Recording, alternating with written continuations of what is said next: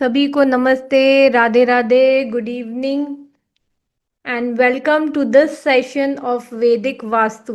पहले तो समझते कि वास्तु क्या है, और उससे पहले हम समझते कि हम इन 5 दिनों में करने क्या वाले हैं। इन 5 दिनों में हम आपको कंप्लीटली वैदिक वास्तु से इंट्रोड्यूस करने वाले हैं, उसकी हिस्ट्री के बारे में बात करने वाले हैं, एंशियंट स्क्रिप्ट्स में क्या इसका रेफरेंसेस है वो आपको बताने वाले हैं, साथ ही वास्तु पुरुष के बारे में, पंच महाभूत के बारे में, और वैदिक वास्तु और फैंग शुई या फिर मॉडर्न वास्तु, इनमें क्या डिफरेंसेस है इनके बारे में भी बात करने वाले हैं। और क्या इम्पोर्टेंस है कि क्यों वैदिक वास्तु इम्पोर्टेंट है और क्या बेनिफिट्स हैं इसके, इसको जानने वाले हैं। फिर हम जानने वाले हैं कि वास्तु का स्कोप कहाँ कहाँ है। ठीक है, अब तक में ये बताइए कौन कौन जानता है कि वास्तु क्या दोष निवारण के लिए है। ये कितने लोग जानते हैं?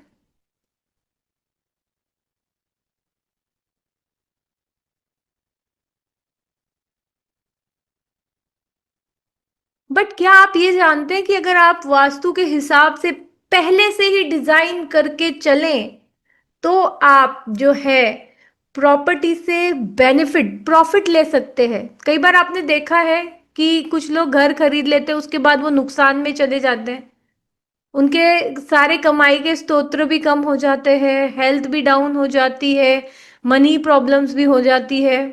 क्या आपने ये चीज को ध्यान दिया है कभी? ये इसलिए होता है क्योंकि बहुत सारे एस्पेक्ट हैं वास्तु के, सिर्फ इंटीरियर या आप एनर्जी बैलेंसिंग, आपका वर्ड तो बहुत सही है, no doubt about it, but हम उसमें भी कई सारे और एस्पेक्ट्स भी होते हैं जिन्हें हमें ध्यान में लेना होता है। हम उसकी भी बात करेंगे। प्रॉपर्टी सिलेक्शन में, प्रॉपर्टी प्लानिंग में, इंटीरियर रिनोवेशन, वास्तु दोष निवारण, फिर रिचुअल्स क्या है। देखिए ये सबसे बड़ा डिफरेंशिएटर है। रिचुअल से करते हैं हम हर चीज में जो है कॉस्मिक गॉड्स, भगवान की एनर्जी डिफरेंट फॉर्म्स में हम उसको एक्टिवेट करते हैं, हम जो भी करना चाहते हैं उसमें। ये वैदिक वास्तु की स्पेशलिटी है जो आपको मॉडर्न वास्तु या फैंगशी में कभी नहीं मिलेगी। And believe me, it has a very very strong impact on the energies, बहुत ही ज़्यादा जल्दी होता है। तो इसके बारे में भी हम बात करने वाले हैं through out the 5 days gradually, है ना। फिर हम बात करने वाले हैं डायरेक्शंस एंड एनर्जी मैपिंग के। देखिए मैंने ना इतने टाइम से मैं वास्तु पढ़ा रही हूँ, बहुत लोग मैंने देखे हैं जो कि कहते हैं कि हमको वास्तु आता है, बट उनको रियल सेंस में मैप के ऊपर वर्क करना आता ही नहीं है। ऐसा मत समझिए कि मैं किसी की बुराई कर रही हूँ, बट ये मैंने फैक्ट देखा है। लोगों ने 25 50 50 हजार के कोर्स कर रखे हैं, बट उनको सिंपल सा डायरेक्शन मैप करना भी नहीं आता है अपने मैप पे। ठीक है, और जब डायरेक्शन, वास्तु में डायरेक्शन बहुत इंपॉर्टेंट रोल प्ले करता है, वरना आपकी बहुत सारी चीजें जो है मिसअलाइंड हो जाती हैं, है ना। तो अगर ये आपका गलत है तो क्या होगा, आपका बाकी सब ज्ञान शून्य हो जाता है। ठीक है, और बहुत सारे फैक्टर्स, सिर्फ और सिर्फ डायरेक्शन जो हम देखते हैं, अगर उसमें 5 डिग्री का भी फर्क हो गया तो आपका पूरा पूरा जोन शिफ्ट हो जाता है। ठीक है, डिफरेंट, फिर उसके बाद और जोनिंग पर चले जाए, सपोज आपने डायरेक्शन भी ले ली एक बार के लिए, फिर जोनिंग, कैसे जोनिंग करनी है, कौन से पदों से जोनिंग करनी है, इन सब चीज़ों को लेकर बहुत सारी क्या बोलते हैं कंफ्यूजन होती है स्टूडेंट्स के मन में। ठीक है, तो उस चीज़ों पे हम बात करने वाले हैं, उसको हम सीखने वाले हैं इस पर्टिकुलर 5 दिनों के अंदर। फिर हम बात करने वाले, ये बताइए आज तक यही सीखा ना कि ये जोन में ये होना चाहिए, वो जोन में वो होना चाहिए, इसके पीछे कभी ये सीखा ये जोन में ये क्यों होना चाहिए, इसके पीछे क्या साइंस है। अगर ये नहीं है, कुछ और है, तो क्या ये वास्तु दोष जनरेट कर रहा है या नहीं कर रहा है, और नहीं कर रहा है तो क्यों नहीं कर रहा है। तो रेडीमेड थाली नहीं परसते हम क्योंकि वैदिक वास्तु वाले लोग हैं, हम प्रिंसिपल से जुड़े हुए लोग हैं, है ना। प्रिंसिपल्स को प्रॉपरली यूज करके सब चीजों को देखेंगे। कि कैसे डिफरेंट डिफरेंट चीज़ों को डिज़ाइन किया गया है। ये जोन में बेडरूम बना दो, ये जोन में किचन बना दो, नहीं, क्यों बना दो? क्योंकि कल को अगर आपको सच में एक अच्छे लेवल की पढ़ाई करनी है ना, या अच्छे लेवल का सीखना है, तो आपको ये चीज़ों को आना चाहिए। आपके सामने कोई भी टाइप का मैप आ सकता है, समझ रहे? आजकल इतने इनोवेशंस हो रहे हैं कि यू विल नॉट नो कि ये पर्टिकुलर चीज़ कहीं से कहीं कुछ कुछ अलग आर्किटेक्ट्स बन जा रहे हैं, है ना? तो आपको आना चाहिए चीज़ें कि ये मटेरियल से लेकर सारी चीज़ों पे क्या क्या इम्पैक्ट होता है, ये आपको पता होना चाहिए।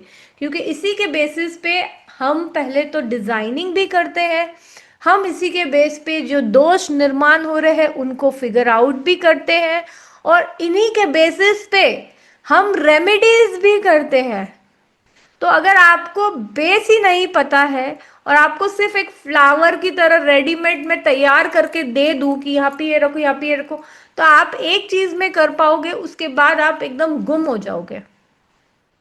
जहां कोई नया केस स्टडी आया, will be out of the game, है ना? तो ये नहीं होना चाहिए हमारे साथ। और इसके पीछे एक और बड़ा इंपॉर्टेंट रीजन है, क्योंकि हम चाहते हैं कि जो वैदिक वास्तु है इसको लोग समझें और इसको अपनाएं और इसको स्प्रेड करें।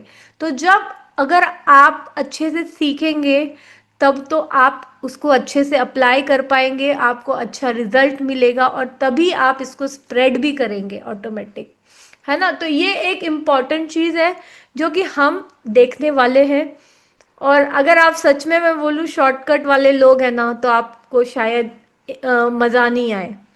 डीप स्टडी वाले जो लोग हैं कि यहाँ पे ये है, यहाँ पे है, जो अपना खुद का मेंटल एबिलिटीज भी एनहांस करना चाहते हैं, उनके लिए ये सबसे बेस्ट चीज़ है वैदिक वास्तु प्रिंसिपल्स। आप किसी भी तरह का उपाय कर सकते हैं, बट मैं फिर भी बोलूँगी कि उपाय उपाय के पीछे ना भागें। पहले हम ये करेंगे, हमारे सारे उपाय एकदम सटीक लगते हैं, ठीक है? फिर हम ओरिएंटेशन, प्लानिंग, जोनिंग सब चीज़ देखने वाले हैं, कहाँ क्या प्लेस करना चाहिए, किस तरह से आइडियल प्लेसमेंट्स क्या होनी चाहिए, इन सबको भी हम स्टडी करने वाले हैं। क्योंकि आप में से काफ़ी लोग नए भी हैं, कुछ लोग पुराने हैं, ठीक है, बट हमारा जो फाउंडेशन है, हम इसको वैदिक वास्तु के हिसाब से देखने वाले हैं। क्योंकि अब बहुत सारी ना मार्केट में मैनिपुलेशंस हो चुकी है, फैंसी आ चुका, फिर मॉडर्न वास्तु आ चुका, तो लोगों को खुद ही नहीं पता कि क्या बोल रहे हैं वो। कभी तो वो वैदिक वास्तु का वास्तुमंडल उठा लेते हैं, कभी फैंग शुई की एलिमेंट्स उठा लेते हैं, कभी कुछ और ही एक्स्ट्रा कर लेते हैं, प्लास्टिक के पिरामिड्स वगैरह। तो इसीलिए हम खुद पूरा वैदिक वास्तु के फॉर्म से सीखेंगे, ठीक है? फिर मैं आप लोगों को रेमेडीज पे भी ले जाने वाली हूँ, और आपको समझाने वाली हूँ कि रेमेडीज कैसे वर्क करती है, या कौन सी रेमेडी क्या है, कब कहाँ यूज होती है, इसके बारे में हम बात करने वाले हैं। और इसके बाद जो है, इस जर्नी में जो है, आप लिटरली इन सब की मैं डिटेल्स आपको समझाने वाली हूँ कि क्या क्या है। तो जब ये 5 सेशन हमारे कंप्लीट होंगे, तो आप बहुत अच्छे से वैदिक वास्तु को, इसके साइंस को, इसके प्रिंसिपल्स को समझ चुके होंगे। आपकी जो मैपिंग, डायरेक्शंस, एनर्जी फ्लो से रिलेटेड जो भी कंफ्यूजन है या सीख रहे हैं नया, वो आप completely as an expert level सीख चुके होंगे, ठीक है? सारी planning, orientation for health, wealth and harmony, ये आप प्रॉपरली करना जान चुके होंगे आफ्टर दीज 5 सेशंस। साथ में आप जो है कॉमन मिस्टेक्स भी अवॉइड करेंगे, साथ ही आइडेंटिफाई भी करेंगे। मैंने देखा है ना, बहुत लोग कंफ्यूज रहते हैं, कोई बोलता है एक बोलता है, कोई बोलता है दो बोलता है, बट आप क्या करेंगे, आप अपने प्रिंसिपल्स के साथ चलेंगे, तब आपका जो कॉन्फिडेंस लेवल और जो एक्यूरेसी है, ये दोनों ही चीज़ें बढ़ जाएंगी। और हम हर लेवल के वास्तु रेमेडीज देखने वाले हैं। देखिए, रेमेडीज भी अपने अलग अलग लेवल की होती है, ठीक है? कुछ नो डेमोलिशन होती है, कुछ डिजाइनिंग की होती है, कुछ होती है जो कि बहुत हायर लेवल होती है, सर्जिकल लेवल पे होती है, मेटालिक सर्जिकल सर्जरी करते हैं हम, या फिर हम कुछ नॉन मेटालिक आइटम्स यूज कर करके सर्जरी करते हैं, है ना? तो डिफरेंट मटेरियल्स यूज करते हैं, तो उसमें भी अलग अलग लेवल होता है, और अलग अलग लेवल है, तो डेफिनेटली उनका इम्पैक्ट भी आप डिफरेंट होता हुआ देखेंगे, ठीक है ना? तो इसीलिए, और कौन से केस में कौन से टाइप की करनी भी ज़रूरी है, ये भी हम देखेंगे। तो इस तरह से हमारी एक स्ट्रॉन्ग फाउंडेशन जो बनने जा रही है 5 डेज में वैदिक वास्तु से रिलेटेड। एंड बिलीव मी, जो लोग मुझे जानते हैं कि मैं देने में बिल्कुल भी सोचती नहीं हूँ, so are you people ready for it, ये बताइए।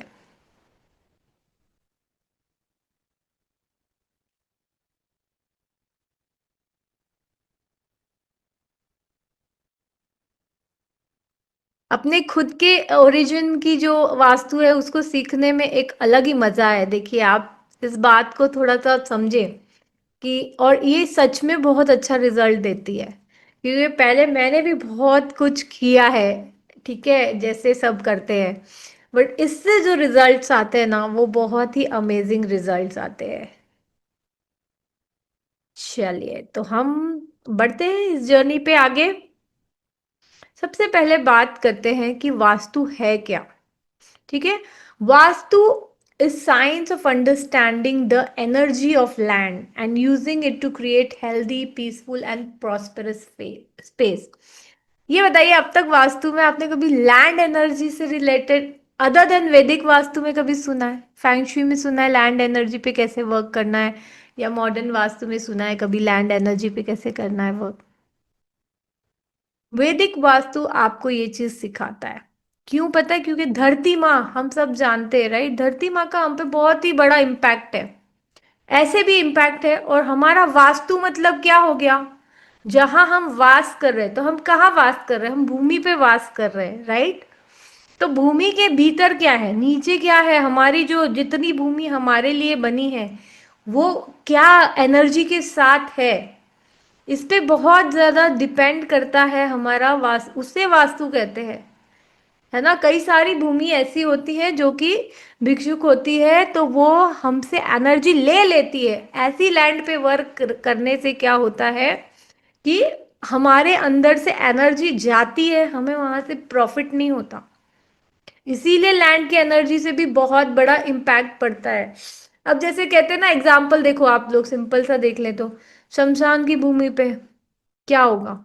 उस भूमि में क्या है? नेगेटिव एनर्जीज है, राइट, क्योंकि वहां पे आपने किसी को गाड़ा है, या किसी को विदाई दी है वहां से आपने, तो ऑब्वियसली है वो एनर्जी नेगेटिव है। ये तो अब आपको ऑब्वियस दिख रहा है, बट इसके अलावा भी हमारी धरती के अंदर काफी सारे फैक्टर्स होते हैं, है ना। क्योंकि देखिए, ये धरती कई सालों पुरानी है। हम तो अभी पैदा हुए, हमारे पूर्वज भी अभी 2-4 पीढ़ी से ही पैदा हुए, बट ये जो धरती है ये पता नहीं कितने जमाने पुरानी है, और पता नहीं कब यहाँ पे क्या होता था। जो धरती पे आप वास करते हैं, उसके अंदर क्या क्या रिसाइकलिंग हुई, क्या नहीं हुई, ये बहुत सारी चीज होती है। धरती प्लस आप देख लीजिए, कहीं की लैंड अलग होती है, कोई ब्लैक लैंड है, कोई येलो लैंड है ना, पीली मिट्टी वाली है, कोई सफेद मिट्टी वाली है, सबका अलग अलग ही है। कहीं किसी में मिनरल्स अच्छे मिलते हैं, किसी में रॉक्स अच्छे मिलते हैं। तो इस वजह से जो है लैंड एनर्जी, इसको बहुत ज्यादा अच्छे से समझता है वैदिक वास्तु। ठीक है, और इसीलिए इसको कैसे एक ह्यूमन बीइंग के रहने के लिए बना सके, हेल्दी, पीसफुल और प्रॉस्परस बना सके, इस पे स्टडी करता है वास्तु का साइंस। फिर वास्तु क्या करता है? वास्तु करता है साइंस ऑफ नेचर। वैदिक वास्तु में नेचर के साथ तालमेल बनाकर कैसे जीना है हमें, ये बताता है। अपने आजू बाजू के एनवायरनमेंट के साथ कैसे हम बैलेंस में आ सकते हैं और अपने जीवन में प्रगति, हेल्थ, वेल्थ, सुख शांति ला सकते हैं, अच्छे रिलेशनशिप हम लोग क्या कहते हैं, अट्रैक्ट कर सकते हैं। डिफरेंट एनर्जीज वास करती है नेचर में। देखिए ना, आपकी जो सूरज आता है आपका अर्ली मॉर्निंग, फिर आपकी भूमि, आपके आसपास जो लोग हैं, या आपके आसपास जो एनवायरनमेंट है, पेड़ पौधे जो हैं, फिर पानी जो हमारे आसपास बहता है ना, इन सब के साथ हमें एक तालमेल में आना है। जब हम इनके साथ तालमेल में आते हैं ना, तो ये हमारे लिए काम करना शुरू करते हैं।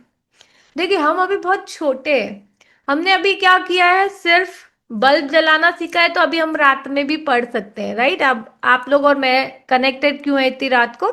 क्योंकि हमने सीख लिया, हमारा आविष्कार इतना तक हम आ गए हैं, ठीक है। बट फिर भी क्या आपको लगता है कि हम सूरज की रोशनी को टोटली निग्लेक्ट कर सकते हैं? ये बताइए मुझे। डू यू थिंक कि हम सूरज की रोशनी को टोटली निग्लेक्ट कर सकते हैं जस्ट क्योंकि हमें लाइट बनाना आ गया है?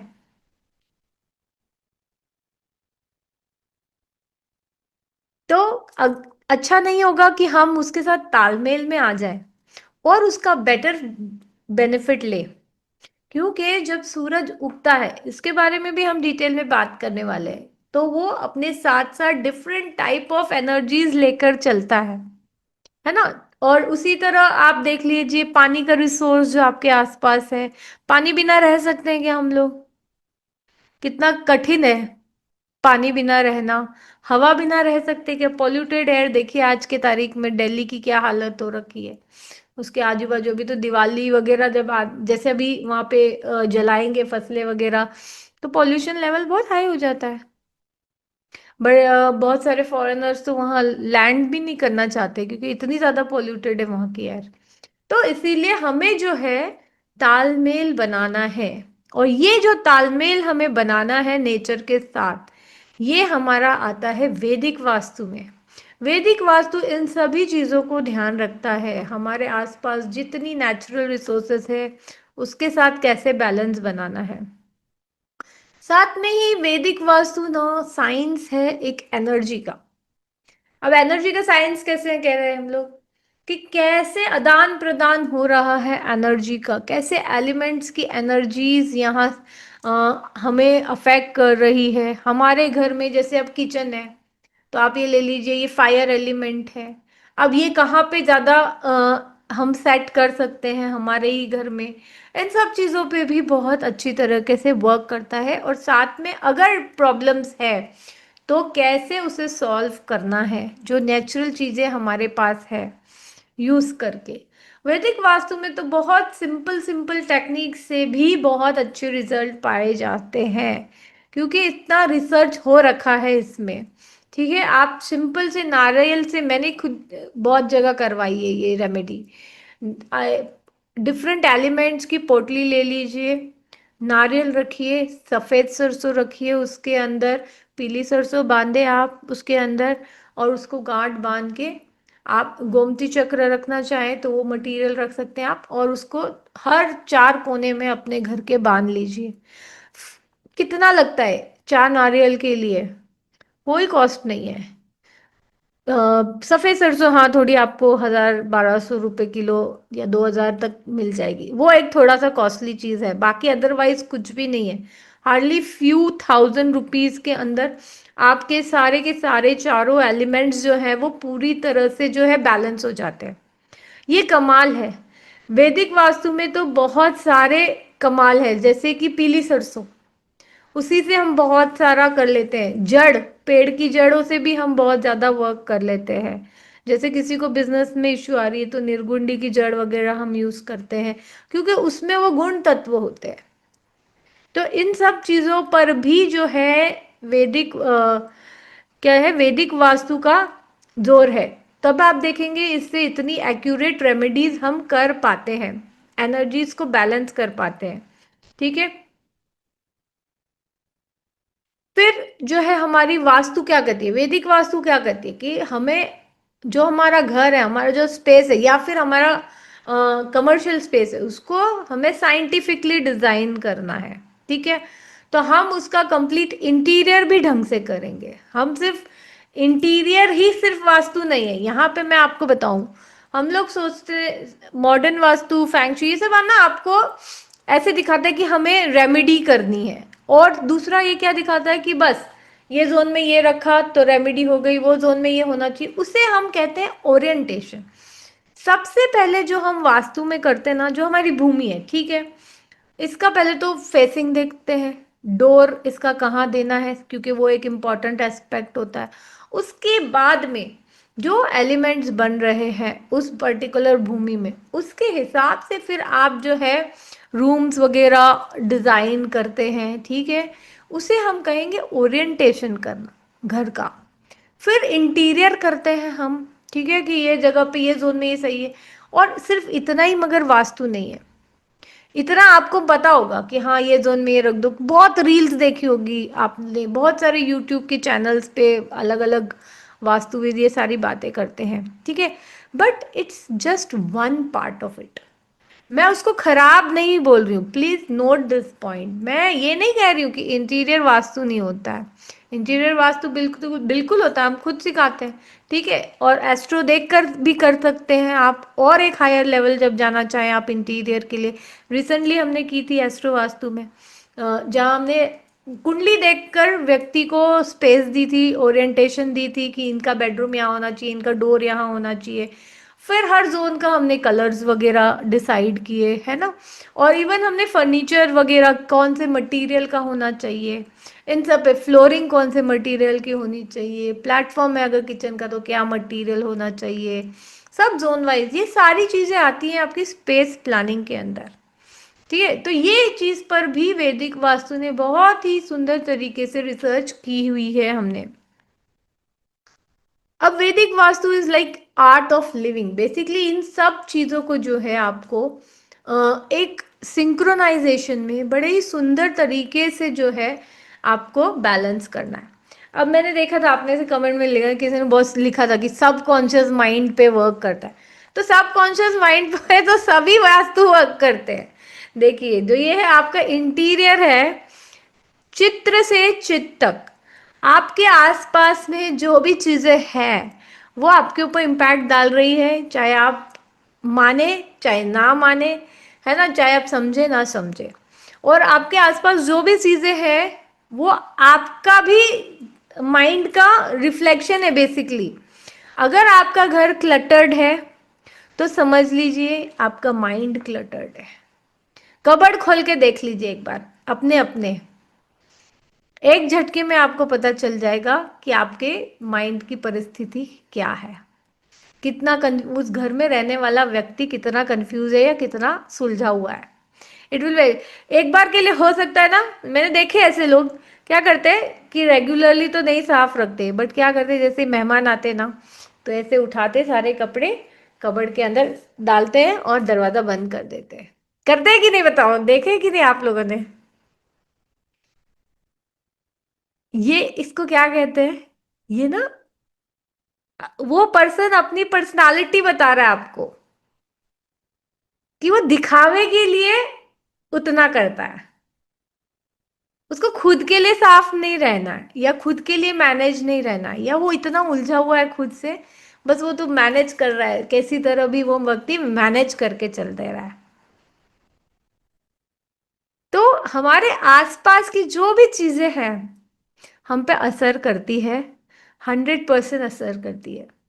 अब उसी में देखो, हम लोग जब बात करते हैं कि बिल्डिंग का मटेरियल क्या होना चाहिए, हम लोग क्या करते हैं, प्लास्टिक का आजकल इजीली मिल रहा है, सस्ता मिल रहा है, डेकोरेटिव भी मिल रहा है ना, और अवेलेबल भी है, तो हम उसको यूज कर रहे हैं। बट आपको पता है बीच में एक दौर आया 10-15 साल, उन्होंने जम के प्लास्टिक यूज किया, हम लोगों ने, कितना गंदा लेवल का प्लास्टिक था वो, इतना लीचिंग और ये सारी चीजें हमें पता चली।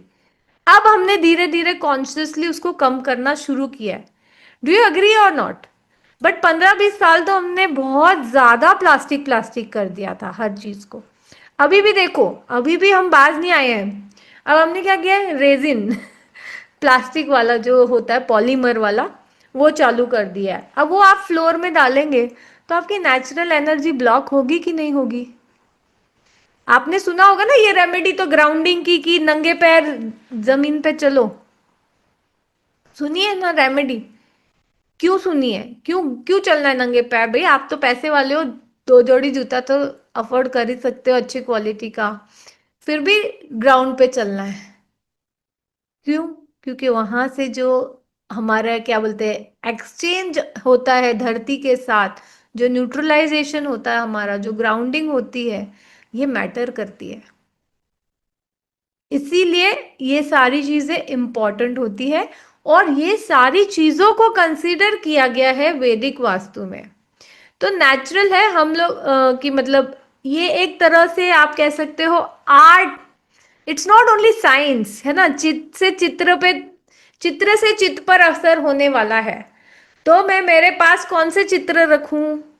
जो चित्र सुंदर है, जो मेरे मुझे मार्गदर्शन देने वाले हैं, या जो मुझे मोटिवेट करने वाले हैं, जो मुझे क्या कहते हैं, आगे बढ़ने में हेल्प करने वाले हैं। देखो, हम सबको पता होता है कि हमारी कुछ गंदी आदतें होती है सबकी। कोई प्रोक्रेस्टिनेट करता है, कोई सिगरेट पीता है, कोई कॉफी चाय का जिनको नशा होता है, वैसे भी होते हैं, हर टाइप के अलग अलग लोग होते हैं। बट आप रोक नहीं पा रहे होते हो ना। क्यों नहीं रोक पा रहे होते हो, बताओ, why, what is the reason?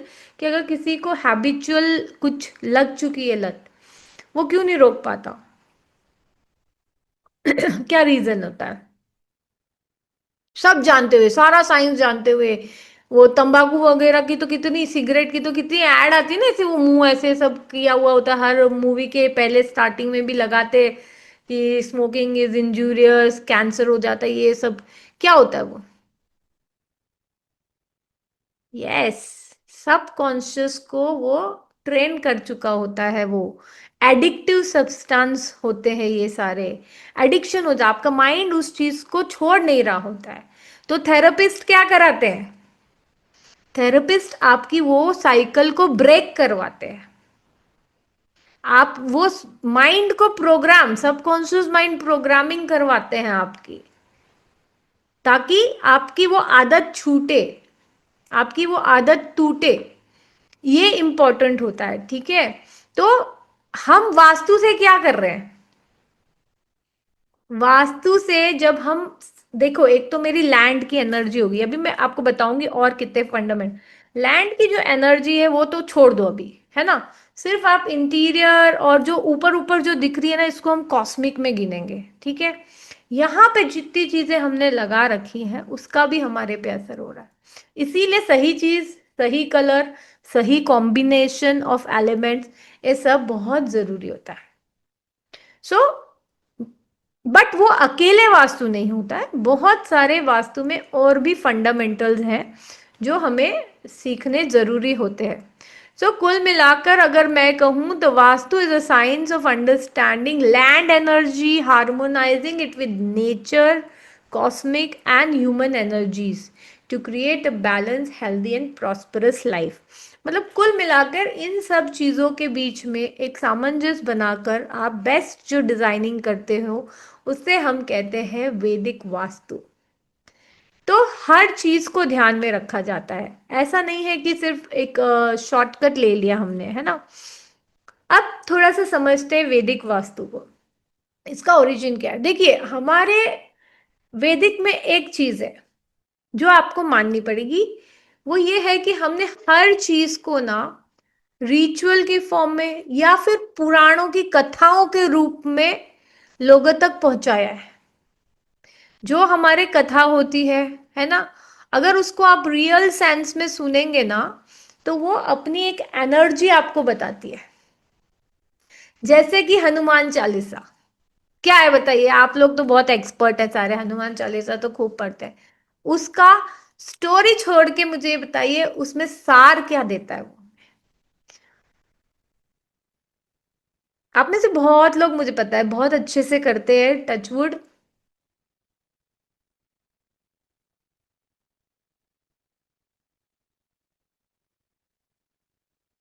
Confidence देता है, ठीक है। नो फियर, हिम्मत, स्ट्रेंथ।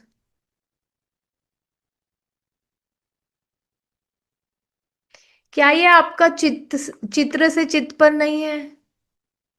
हनुमान जी की जो गाथा है, वो सुनकर आपको करेज मिलता है, क्योंकि आपको वो एक एग्जाम्पल दिखा दिया उन कथाओं में, हमारे पुराणों में आपको लिख के दे दिया कि ऐसी पॉजिटिविटी पॉसिबल है और ऐसी पहले हो चुकी है। अगर आप उनको फॉलो करेंगे तो ऑटोमेटिकली आपकी लाइफ से भी नेगेटिविटी चली जाएगी, डर चला जाएगा। तो इजंट इट अ, छोटा सा बोलते हैं ना हम लोग, जो एक क्या कहते हैं, दो चीज होती है, निराकार और साकार रूप। साकार रूप में तो वो स्टोरी है, ठीक है। और निराकार रूप में क्या है कि उसके अंदर का मीनिंग उठाइए। हनुमान जी इतने शक्तिशाली थे, पूरा पूरा पहाड़ उठा के ले जाते थे, है ना, पूरी की पूरी लंका में उन्होंने लगा दी थी आग बढ़िया से। तो क्या वो सीता माँ को ला नहीं सकते थे क्या? बिल्कुल ला सकते थे। फिर भी उन्होंने नहीं लाया। क्यों नहीं लाया? क्योंकि उन्होंने चीजों को उनके पेस पर फ्लो होने दिया। प्रभु श्री राम ने उनको नहीं आज्ञा दी, तो उन्होंने अपनी शक्ति हर जगह जा जाके प्रदर्शित नहीं की। उनको जितनी स्पेस मिली, जितना उनको आज्ञा मिली, उन्होंने उतना ही किया। ये भी अपने आप में बहुत बड़ा एग्जाम्पल है। मंगल और शनि की रेमेडी क्या होती है? हनुमान चालीसा होती है ना। क्यों होती है? क्योंकि दोनों ही बड़े ही उग्र प्लैनेट है, एग्रेसिव तामसिक प्लैनेट है। शनि और मंगल की एनर्जी बहुत ही स्ट्रांग एनर्जी है। तो इसीलिए पढ़वाते हैं ताकि आप भी समझो कि उन्होंने किस तरह से फंक्शन किया। तो जो मंगल डोमिनेटेड होता है या शनि से जिसको परेशानी आ रही होती है, वो अपनी एनर्जी नहीं संभाल पा रहा होता है, इसीलिए उसको ये दिया जाता है पढ़ने। तो इसी तरह से हमारे जो वैदिक में है, हर चीज का एक प्रतीक, एक कथा होती है हमेशा ही। और उसी तरह से हमारे वैदिक वास्तु में भी जो है कथा जुड़ी हुई है। कथा है किसकी? अंधकासुर की। ये मैं बताऊंगी कैसे। अंधकासुर का शिव जी के साथ जो है युद्ध हो रहा था। जब वो युद्ध हो रहा था, तो शिव जी के पसीना टपक रहा था धरती पर कंटिन्यूअसली। और जब वो पसीना टपकता जा रहा था, तो उससे एक बच्चा जन्म लेता जा रहा था, खूब विशाल। शिव जी के पसीने से बना है ना, तो विशाल तो होगा ही, ताकतवर भी था। और फिर क्या हुआ? वो जो बच्चा है वो इतना बड़ा हो गया, उसे भूख लगती जाए, तो खाना लेता जाए, खाता जाए, खाता जाए। वो इतना मतलब रेस्टलेस, छोटे बच्चे होते तो कैसे रेस्टलेस हो जाते हैं ना। तो इतना विशाल एक तो काया में, और उसको भूख लगती जाए तो खाता जाए, खाता जाए, सब कुछ खाता जाए। तो सभी देवता लोग डर गए कि भाई ये देवता क्या, दानव भी डर गए कि ये तो रुक ही नहीं रहा, इसको रोके तो कैसे रोके, क्योंकि इसके अंदर की जो शक्ति है वो इतनी ज्यादा है। तो ब्रह्मा जी के पास गए। ब्रह्मा जी इज क्रिएटर, तो सब प्रॉब्लम लेके जाते हैं हम लोग वहां पे, है ना। तो उनके पास गए। उन्होंने कहा सारे मिलके, देव दानव सब मिल जाओ, और पूरी ताकत से उस बच्चे को उल्टा रख दो, है ना। कोई भी उल्टा हो जाएगा तो वो खा नहीं पाएगा, मुंह उसका नीचे हो जाएगा, तो वो स्टॉप हो जाएगा ना, ताकत उसकी दब जाती है। देखो जब हमको किसी को चित करना होता है, ऐसे कर देंगे तो वो उठना मुश्किल होता है। तो सब मिलकर अलग अलग है उसके ऊपर दबा दिया उसको, और उसको धरती पे उन्होंने रख दिया। तो जब धरती पे रखा, तो वो थे इस फॉर्म में, देखिए,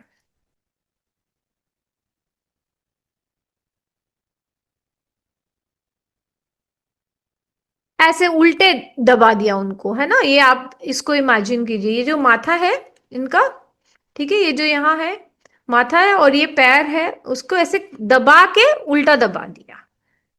अब दबा दिया, कंट्रोल में आ गए। अब ये कहते हैं कि मेरे को क्यों, ब्रह्मा जी से इन्होंने रिक्वेस्ट की कि ऐसा क्या, मेरी क्या गलती है, मैं तो जब पैदा हुआ हूं तो मेरे को तो भूख लगेगी, मुझे तो खाना चाहिए होगा, मैं इतने विशाल स्वरूप से पैदा हुआ हूँ शिव जी से, तो मैं तो चाहिए, मेरी क्या गलती है, मुझे क्यों इस तरह से आपने बांध रखा है।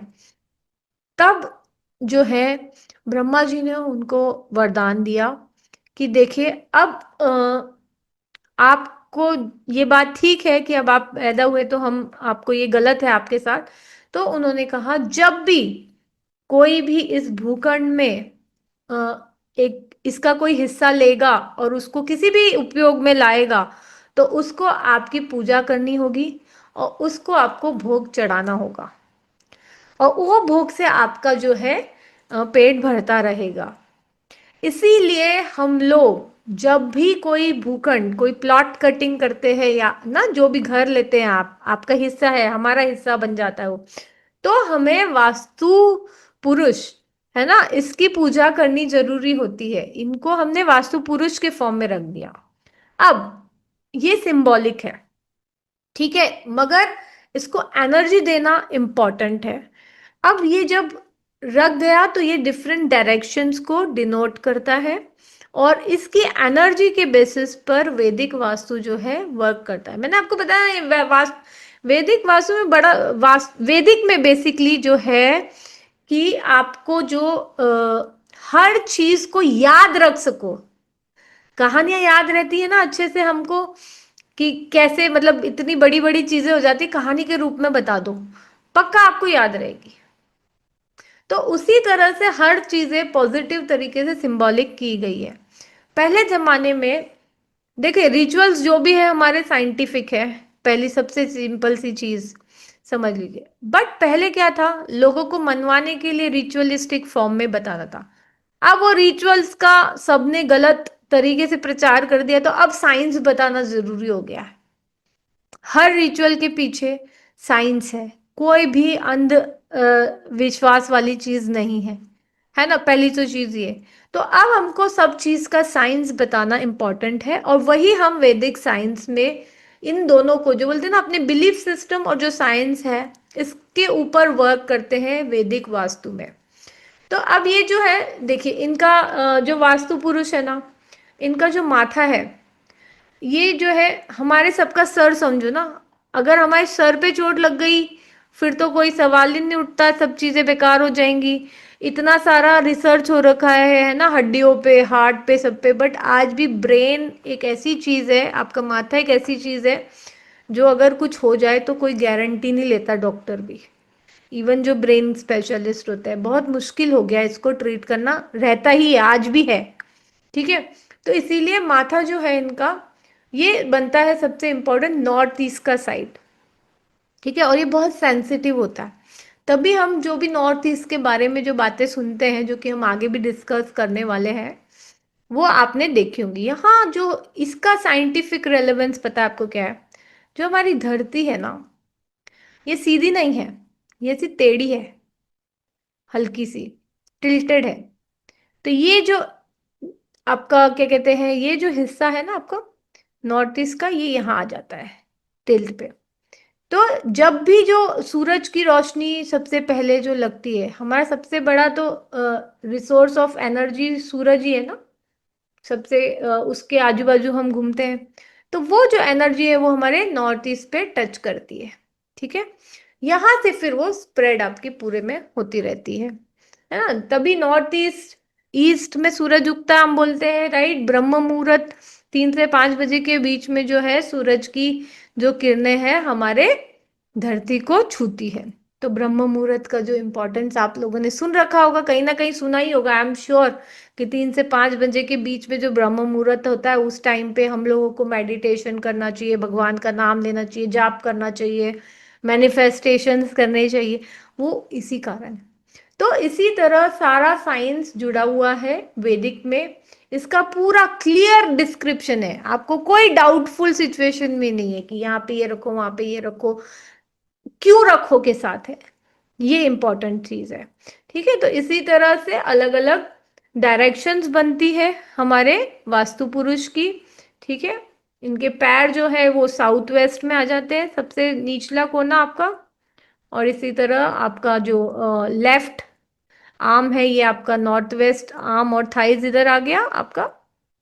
और ये राइट साइड का आपका east, south east and south में पड़ता है हिस्सा। इसके बारे में और भी डिटेल्स में आपको बताऊंगी, बट ये बेसिक ओरिजिन है जो कि वैदिक वास्तु का है। ये कहानी से आपको बहुत इजीली चीजें ध्यान हो जाएगी। अब बताइए, जिसने पहली बार सुना है, अगर मैं ये हटा भी दूं तो सर का हिस्सा कहाँ आएगा? माथे का हिस्सा कहाँ आएगा? नॉर्थ ईस्ट में। आप ऐसे भी बता दोगे, ये कोई याद कराने वाली भी चीज नहीं है। समझ गया, सेक्रेड एनर्जी वहीं आती है नॉर्थ ईस्ट में, है ना। तो इसी तरह से सब चीज का साइंस बहुत ही क्लियर तरीके से हमारे वैदिक वास्तु में बताया गया है।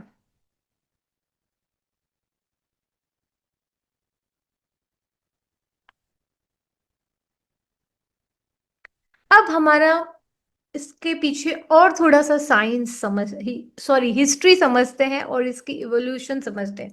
अभी तो जो हम परिस्थिति में है, उससे तो बहुत ज्यादा पहले से ये रिसर्च हो रखी है। वास्तु जो है, वास्तु शास्त्र का बहुत ज्यादा जो जिस क्या बोलते हैं, जिन्होंने सिखाया, हमें सिखाया, वो है विश्वकर्मा जी। विश्वकर्मा कौन है? ब्रह्मा जी के मानस पुत्र है। इसके पीछे भी एक बहुत बढ़िया स्टोरी है, पता है आपको? विश्वकर्मा जी की स्टोरी पता है आपको, वास्तु से जुड़ी हुई?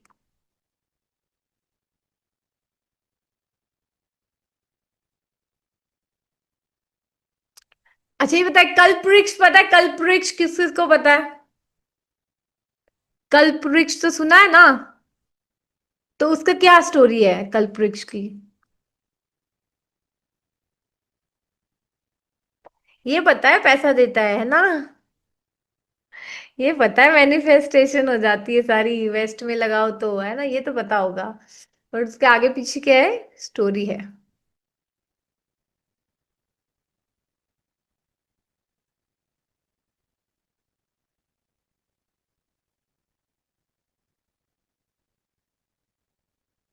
ये प्लीज आप लोग अपने बोर्ड्स वगैरह एक्टिव मत कीजिए।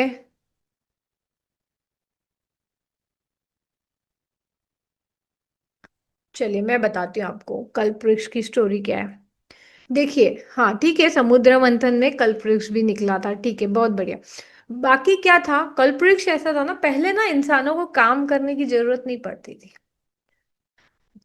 जब स्टार्टिंग में पैदा हुए थे हम लोग, तो हमारे कुछ पूर्वज को काम करने की बिल्कुल जरूरत नहीं पड़ती थी, क्योंकि तब ये सिचुएशन ही नहीं थी। ठीक है, तो वो क्या करते थे, जब उनको भूख लगती थी, कुछ भी चाहिए होता तो कल्प वृक्ष के आगे जाके बैठते थे और उनको वो चीजें मिल जाती थी। बट जैसे कहते हैं ना कि इंसान जब धरती पे आता है तो मोह माया उसको पकड़ लेती है। तो मोह माया के पकड़ने के चलते अब ये जो इंसान है ना, ये झूठ बोलने लगा, लालच करने लगा, अलग अलग टाइप के मोह माया में फंसने लगा। तो फिर ना, नाराज होके ना, इंसानों से ये जो कल्प्रिट से ने उनको वरदान देना बंद कर दिया। अब जब कल्प्रिट ने फल फूल देना बंद कर दिए, तो अब ये कहाँ से पाएंगे इसको? हो गई ना प्रॉब्लम। आपको कहीं से रोज मिलता था जो चाहिए था वो, फिर मगर आपकी मक्कारी ने उसको बंद करवा दिया। तो क्या हुआ, तब इंसान ने बोला कि, तब भगवान ने बोला भाई बहुत हो गया तुम्हारा, अब तुमको क्या करना पड़ेगा, अब तुमको अर्न करना पड़ेगा। जो चीज आप चाहते हैं कि आपको मिले, आपको उसके लिए मेहनत करनी पड़ेगी। तो जब मेहनत करनी पड़ेगी, तो कैसे मेहनत करेंगे, कुछ आता ही नहीं है। तो वहां से चीजों की रचना शुरू हुई कि डिफरेंट डिफरेंट चीजें सीखनी होंगी, है ना? खाना बनाना सीखना होगा, खाना लाना सीखना होगा, उसका जो भी हमें इंतजाम करना है, सब कुछ स्किल्स सीखने पड़ेंगे। तो वहां से ब्रह्मा जी ने अलग अलग मानस पुत्र को अलग अलग काम की जिम्मेदारी दी। उसमें से एक जिम्मेदारी थी जो कि विश्वकर्मा को दी गई थी, जो उनके मानस पुत्र थे, कि आपको इनके आर्किटेक्ट, या ये जहां रहते हैं उससे जुड़ी हुई जितनी भी साइंस है, आर्ट है, उसकी जिम्मेदारी उन पर सौंपी गई, उनको सिखाया, और उन्होंने हमें सिखाया। डिफरेंट डिफरेंट फॉर्म्स में ऋषि वगैरह के थ्रू हम तक ज्ञान आया है। ठीक है, तो ये इम्पॉर्टेंट एस्पेक्ट है विश्वकर्मा जी का। आप देखिए ना, आर्किटेक्ट, इंटीरियर डिजाइनिंग, वास्तु, इन सब में विश्वकर्मा जी का इसीलिए इम्पोर्टेंस होता है, वहां से ये विद्या हमको मिली है। ठीक है, तो यहाँ से ओरिजिन है। अब इन्होंने हमें अलग अलग ऋषियों के थ्रू दी, और इसके ऊपर कई सारी वक्त रहते हुए किताबें लिखी गई, है ना? जैसे कि अब आपकी माय मत्तम है, ये लिखी गई। इसके भी इसमें काफी सारी चीजें हैं कि कौन सा पद लेना है, क्या करना है, वो सारा बहुत सारी डिटेल्स है। फिर सम्रांगण सूत्रधार है आपकी, ये भी दो वर्जन्स में है। भवन का या नगर का वास्तु कैसा होना चाहिए, मतलब जो सिटी है हमारी, इसका वास्तु कैसा होना चाहिए, कहाँ पे हमारे वाटर रिसोर्सेज होने चाहिए, कहाँ पे गेट होना चाहिए, है ना? ये सारी चीजें, सारी डिटेलिंग इसमें है, आपको मिल सकती है। स्कंद पुराण है, वहां पे नगर की रचना कैसे करनी है फर्दर, मतलब कि किस व्यक्ति को नगर के किस जोन में रखना चाहिए, उनकी राशि के हिसाब से, उनके एस्ट्रोलॉजी के हिसाब से इन सब चीज़ों पे बात की गई है। फिर इसी तरह अग्नि पुराण है, निवास के बारे में बात करता है। वायु पुराण है, वो हवा और ऊंची स्थानों के बारे में बात करता है ना, देव स्थानों के निर्माण के बारे में बात करता है। गरुड़ पुराण है जो कि निवास स्थान के बारे में, देवता स्थलियों के बारे में बात करता है कि कैसे करेंगे हम। विश्वकर्मा प्रकाश है जो वो भवन रचना में भूमि का परीक्षण, जो मैं बार बार कह रही हूँ ना, लैंड एनर्जी, इसको कैसे करना है, इसमें जो भूमि का विभाजन होना है ना, कहाँ पे क्या बनना है, ये सारी चीजें, और लैंड की ऊर्जा कैसे बढ़ाएं। फॉर एग्जाम्पल जैसे हम लोग ब्रह्मनाभि वगैरह बनाते हैं वैदिक वास्तु में, तो वो कैसे करें, उन सब पे ये किताबें लिखी गई है। अच्छा, कमाल की बात बताऊं आपको, ये सब जो इन्होंने लिखी है ना किताबें अभी, वो सारे संस्कृत स्कॉलर्स हैं, क्योंकि अपनी सारी चीजें संस्कृत में लिखी गई थी, तो उसको ट्रांसलेट करके आजकल जो बुक्स मिलती है, वो ट्रांसलेट, वो वास्तुविद नहीं है, बट वो ट्रांसलेट करके उन्होंने इसको लिखा गया है, ठीक है। इसी तरह बहुत सारी बुक्स हैं जो कि मतलब अपराजित, ये आपकी 12th सेंचुरी में थी, है ना। प्रमाण मंजरी आपकी 11th सेंचुरी में थी। वास्तुराज वल्लभ 15th सेंचुरी में थी। प्रसाद मंदन ये आपका 15वीं सेंचुरी में था। वास्तु मंडन 15वीं सेंचुरी में थी किताबें, है ना। शिवरत्न 16 सेंचुरी। आचार्य जयसन की भूमि चयन। तो ये एक बात सुनिए, ये आज का थोड़ी है। वैदिक वास्तु आपका आज का है? बिल्कुल भी नहीं। वैदिक वास्तु की नींव बहुत पुरानी है, हमारे ग्रंथों में है। बस इतना ही फर्क रहा कि हम तक इसे पहुंचने में वक्त लग गया। क्या अनफॉर्चुनेट है हम लोग, क्योंकि हमारी जो हिस्ट्री रही, कुछ इन्वेजन्स वगैरह रहे, तो चीजें हम तक सही स्वरूप में नहीं पहुंच पाई। यही एक चीज है। हम वी आर सो अनफॉर्चुनेट कि हमारे पास वैदिक वास्तु पहुंचे, उससे पहले तो चाइना की वास्तु पहुंच गई। बताइए, डू यू अग्री और नॉट?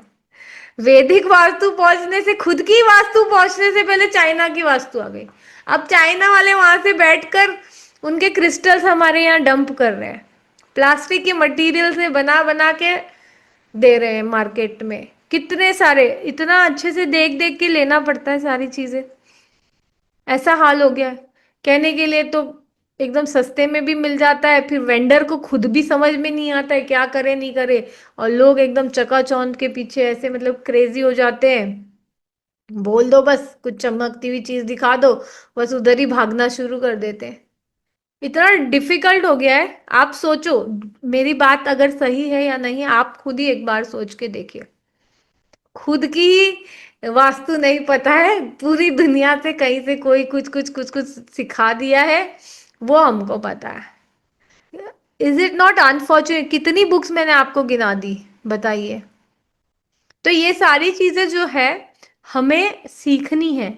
इनमें से इम्पोर्टेंट इम्पोर्टेंट चीजें जो हम डाइजेस्ट कर पाए, जो हमारे रेगुलर रूटीन, मतलब अभी फिलहाल के वास्तु में सारी जो चीजें लगती हैं, वो हम वैदिक वास्तु में करते हैं।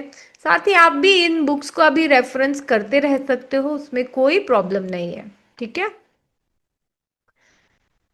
साथ ही हमारे बहुत सारे ऋषि थे, जो लोगों ने इसमें, जिन लोगों का इसमें योगदान रहा है, ये जो मैंने आपको इतनी सारी बताई, जैसे भृगु ऋषि है, अग्नि ऋषि है, वशिष्ठ ऋषि है, विश्वकर्मा जी है, मय है, नारद जी है ना। फिर नागजीत जी है, विश्व लक्ष्य लक्ष्य इंद्र जी, ये ऐसे ब्रह्मा जी है, कार्तिकेय जी, इन सबका बहुत कंट्रीब्यूशन रहा है वैदिक वास्तु में। नंदेश्वर, शौनक, गर्ग, कृष्णा जी, अनिरुद्ध, शुक्र जी, बृहस्पति जी, इन सब का जो है आपको वैदिक वास्तु में इनसे कंट्रीब्यूशन मिला है।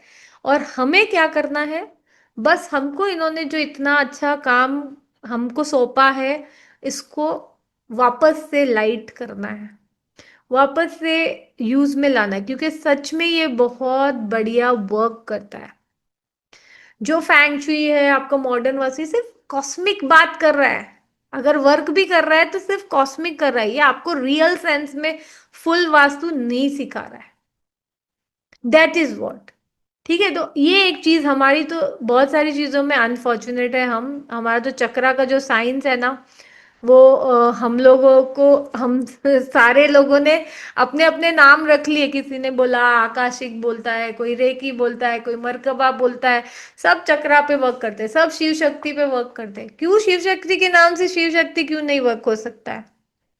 ये बताइए। मरकबा, ज्यूइश लोग मरकबा में हम लोगों का यूज कर रहे हैं सारा चीजें। रेकी जापानीज टेक्निक बोलते हो, चक्रा यूज करते हैं वो लोग। आकाशिक पता नहीं कोई अंग्रेज के नाम पे है। वो हमारा चक्र यूज करके ही कर सकते हैं, क्योंकि ये विश्व गुरु, भारत विश्व गुरु क्यों है? For what reason? आप लोगों ने कभी सोचा है कि भाई विश्व गुरु है तो हमको क्यों ऐसे बोलते हैं विश्व गुरु? क्योंकि हमने बहुत ज्यादा डिटेल्स में ऑलरेडी स्टडी है हमारे पास, बहुत ज्यादा डिटेल में। अब लोगों ने मार्केटिंग अच्छी कर दी है, देखो। अब इसका एग्जांपल आपको समझ में आया? जिसकी मार्केटिंग अच्छी होगी वो जल्दी पहुंच जाता है ना। बट जिसकी पढ़ाई अच्छी है वो थोड़ा सा पढ़ाई में ज्यादा रहता है, देखो फ्रैंकली स्पीकिंग। तो ये कुछ चीजें हैं जिसपे हमें जो है वर्क करना है थ्रू आउट हमारे वैदिक वास्तु के साथ, ठीक है। अब मैं आपको बताती हूँ कि वे पहले से हमारे यहाँ कितने वैदिक वास्तु, वास्तु के शास्त्र के कितने सारे मतलब मॉडलिटीज है। हम क्या सोचते हैं कि खाली घर के लिए होता है या फिर सिर्फ फैक्ट्री के लिए होता है वास्तु, राइट? ऐसा नहीं है। वास्तु उद्यान, जो गार्डन्स डिजाइन होते हैं, उनके लिए वास्तु की बुक्स रही है, वास्तु देखा गया है, ठीक है, ताकि हम तक उद्यान, पार्क, हरियाली, प्रकृति से संतुलन करना। हमने बात की ना आगे कि कैसे नेचर से संतुलन होना चाहिए हमारा, उसके बारे में बात की गई है। जलाशय के बारे में, एलिमेंट्स के बारे में, जो चीजें हमें चाहिए उसके साथ कैसे हो, इसके बारे में भी स्पेशल मतलब बोलते हैं ना, रिसर्च है। ये सारी चीजें शाखाएं हैं वास्तु की। फिर गृह वास्तु, ये तो सब हम लोग जानते ही हैं, ठीक है।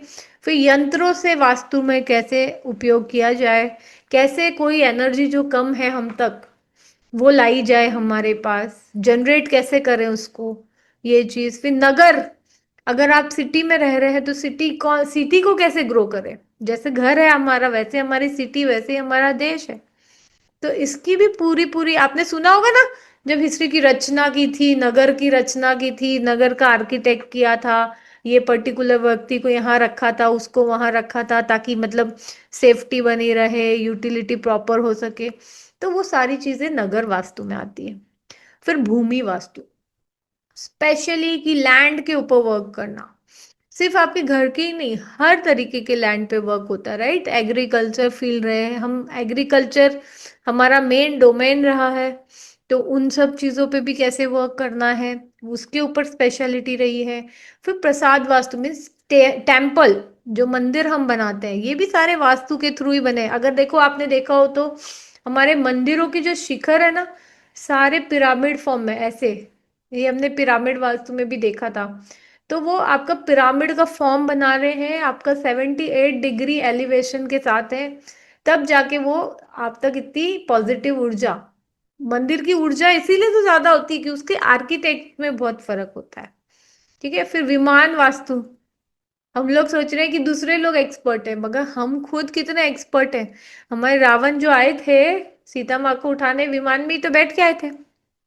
तो उससे भी पहले से ये साइंस हमारे पास है कि कैसे होना चाहिए उसका वास्तु, ठीक है। तो इस तरह से काफी सारी शाखाएं हैं वास्तु की। मैं तो कई बार कहती हूँ कि अपने बच्चों को संस्कृत सिखाएं, और है ना, उनको कुछ मत बोले, उनको बोले जो भी फील्ड में उनको इंटरेस्ट है ना, उस फील्ड से जुड़ी हुई वैदिक बुक ले ले। उसमें है ना कुछ उनको टिप्स मिलेंगे। जैसे अब अपने वास्तु की बात करें और उसको ना एक्सपेरिमेंट करें, उसके सबूत निकालें। मतलब क्या होता है कि मॉडर्न साइंस क्या कहता है कि आप हमें ये दो, क्या बोलते हैं कि एक चीज बार बार वही रिजल्ट ले रही है ना। तो आप सिर्फ सबूत डेवलप करो और अपना पेटेंट करा लो। आपके पूर्वज बहुत खुश हो जाएंगे ये बात को लेकर। तभी तो हमने बहुत सारे साइंटिस्ट, क्यों बाहर के लोग यहाँ आते हैं और करते हैं, ठीक है। अब हम बात करते हैं स्कोप की, कि क्या स्कोप है ना।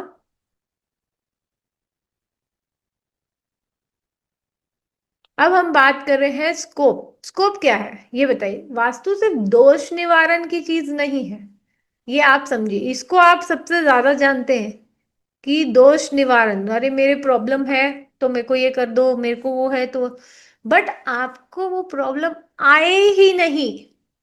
इनफैक्ट प्रॉब्लम क्यों आए, हम जो चाहते हैं वो हमारी मैनिफेस्टेशन हो जाए, हम प्रॉफिट में जाएं, वो आप वास्तु के साथ कर सकते हैं। लिटरली आप प्रॉपर्टी सिलेक्शन, और ये मैं बता रही हूँ आपको, बड़े बड़े लोग सब कर करके आज बहुत अच्छी जगह पे पहुंचे हुए हैं। प्रॉपर्टी सिलेक्शन, फिर आपकी प्रॉपर्टी प्लानिंग करो प्रॉपरली पूरी, और इंटीरियर फिर करें, है ना। सिर्फ इतना नहीं है, फिर रिनोवेशन करते हैं जो लोग, फिर अगेन आपका वास्तु का स्कोप आता है। ठीक है।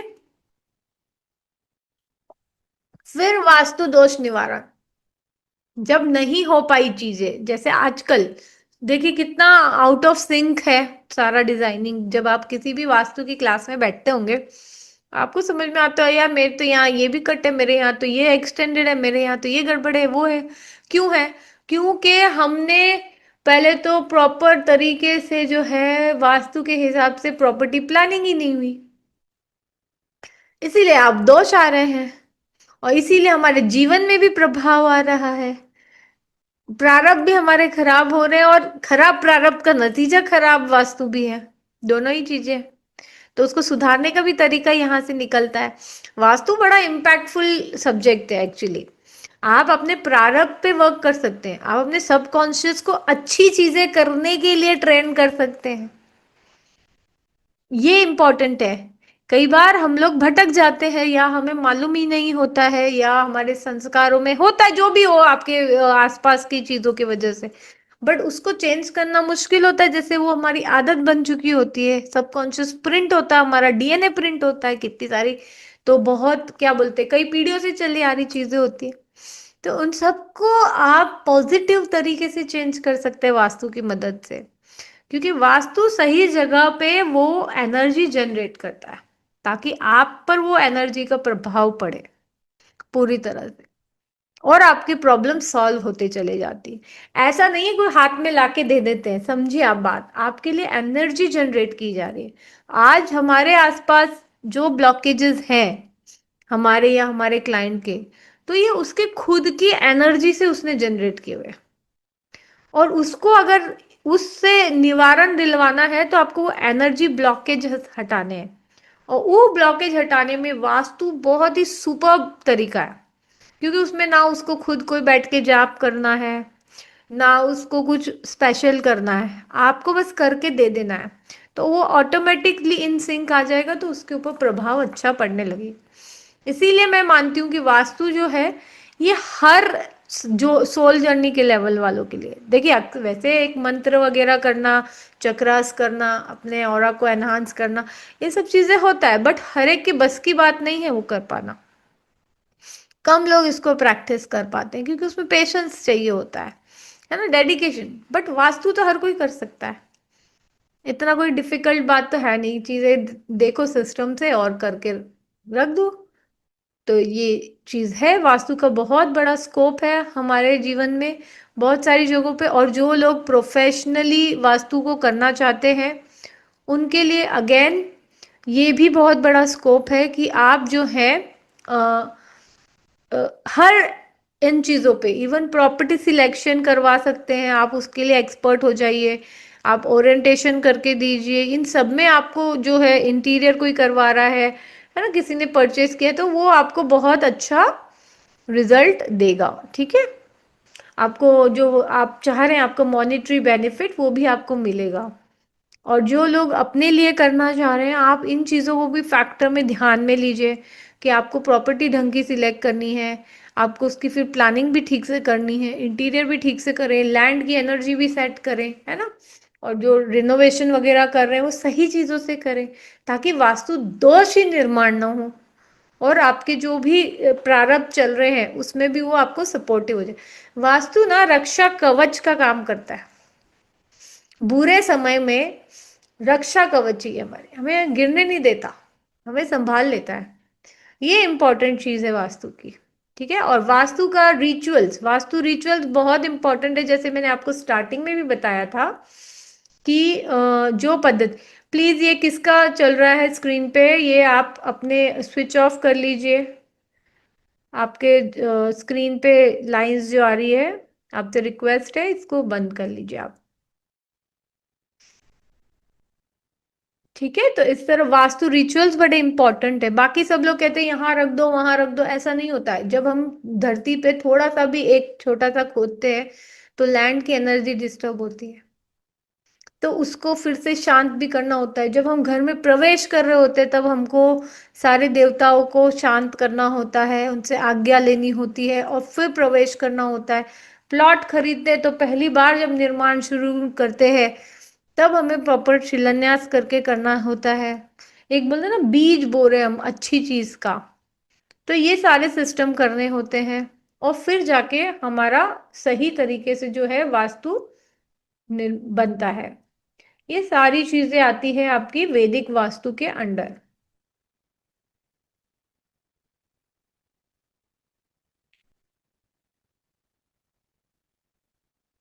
अब जैसे हमने बताया कितनी फोर्सेस है, आपको कितनी पता है कि आपको एक ही पता है ओरिएंटेशन और डायरेक्शन, इस डायरेक्शन में ये रख दो, इस डायरेक्शन में ये बना दो। बट ये बहुत ही शॉर्टकट है। वास्तु में बहुत सारे फैक्टर्स आते हैं, बहुत सारे फोर्सेस जो है हम पे वर्क करते हैं।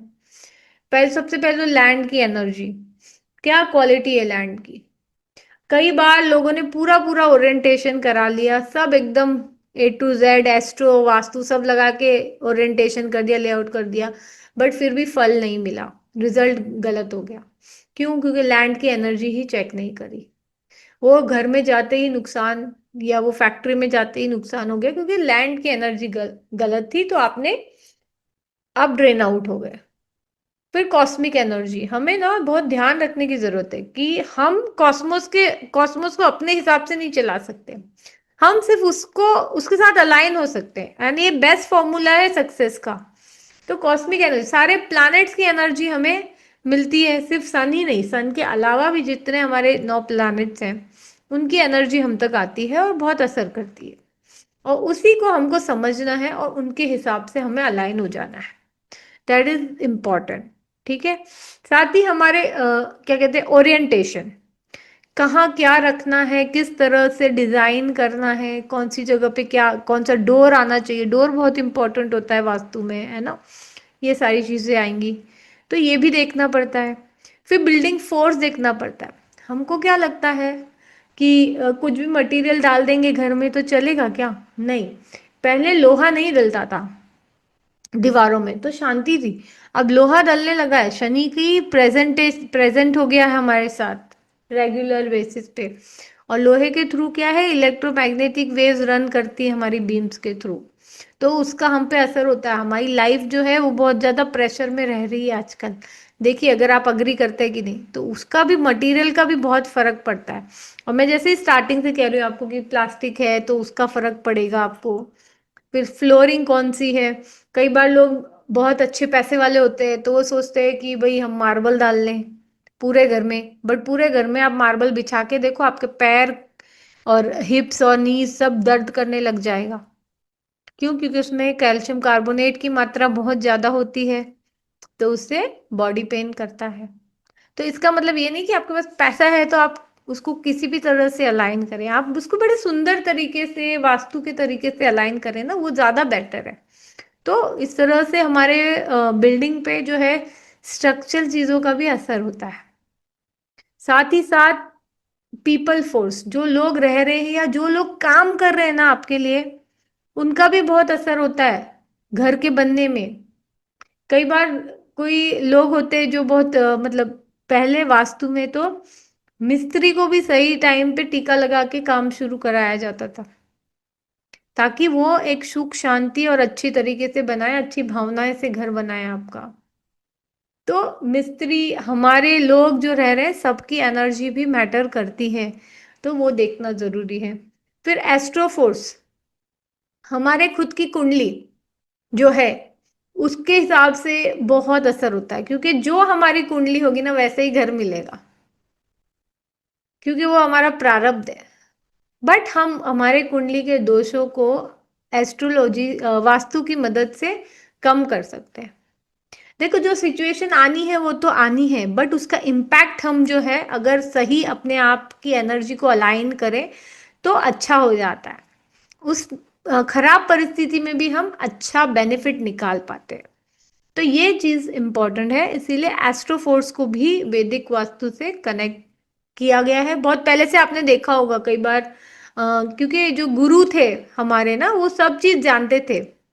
जैसे राम जी के यहाँ, कृष्ण जी के, सबके यहाँ पे एक गुरु होते थे हर एक राज्य के। उनको इन सब चीजों की नॉलेज अच्छी होती थी। ठीक है, तो वो सब चीजें इसके हिसाब से ही करते थे। अब फिर एक्सटर्नल अटैकिंग फोर्स क्या होता है, कई बार हमारे आजू बाजू की नेगेटिविटी का भी असर होता है। इसमें भी दो टाइप है। एक तो हमने जैसे इलेक्ट्रिक पोल्स हो गए आपके, बड़े बड़े टावर्स वगैरह की, वो एक्सटर्नल है आपसे, एक इस तरह का एक्सटर्नल। और एक एक्सटर्नल है, किसी ने ब्लैक मैजिक कर दिया है, किसी ने आपका घर बांध दिया है ना, या दुकान बांध दी है उस पे मैजिक करके। तो उन सब चीजों को भी हम प्रोटेक्ट करते हैं वास्तु में। वैदिक वास्तु इन सब फैसिलिटीज को भी, मतलब इसके ऊपर भी पूरी रिसर्च है और ये अवेलेबल कराता है आपको। सो वैदिक वास्तु अपने आप में बहुत वास्ट टॉपिक है। आज हम एक इस टॉपिक को ले लेते हैं, और कि जो कंट्रोलिंग फैक्टर है, हमें क्या लगता है हमने तो कैसे भी घर खरीद लिया, क्या हो गया, कुछ नहीं होता।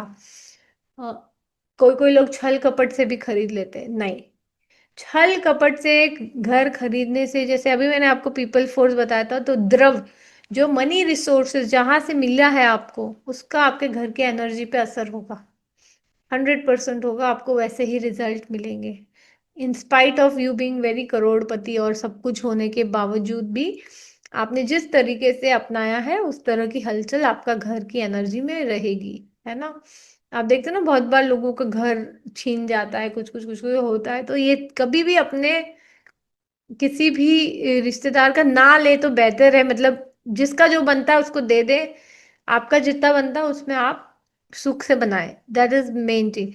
फिर क्षेत्र आपके आसपास के एनवायरनमेंट का साथ आप, मतलब कुछ ऐसी एक्टिविटी तो नहीं कर रहे कि पेड़ वेड़ काट दिए घर बनाने के लिए, ये और काटे भी तो विधि के बिना काट दिए और ये सब, या किसी और मतलब जैसे एनिमल्स को नुकसान पहुंचाया आसपास के एनवायरनमेंट को, ये सब भी नहीं करना चाहिए, क्योंकि उसका भी इम्पैक्ट आपके घर पे आएगा। ठीक है। फिर भावनाओं का, आसपास और जुड़े हुए लोगों की जो भावनाएं होती है उनका असर होता है काफी ज्यादा। और टाइमिंग का, ये इसलिए इम्पोर्टेंट क्योंकि मुहूर्त, किस टाइम पे आपने काम स्टार्ट किया, खराब मुहूर्त में स्टार्ट करने से आपका काम जो है फंसता चला जाता है। तो वैदिक वास्तु इसको भी बहुत कंसीडर करता है। शिलान्यास, कई बार गलत सीजन में शिलान्यास कर लेने से, गलत जगह पे कर लेने से भी प्रॉब्लम आती है, तो उसको फिर सुधारते हैं, पूरा निष्ठापन करके सही से किया जाता है। तो ये आपके कंट्रोलिंग फैक्टर्स बनते हैं। अब बाकी का हम लोग करेंगे नेक्स्ट सेशन में। ठीक है, हमारा नेक्स्ट सेशन होगा डे आफ्टर टुमारो। कल हमारा कॉफ़ी कप रीडिंग का सेशन है, तो आप लोग अगर चाहें तो यही टाइम पे 8 बजे ज्वाइन कर सकते हैं।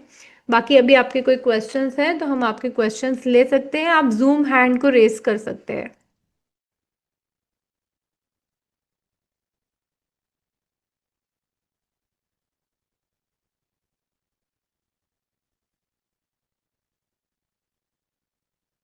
Yes, Ranjan Pandey sir.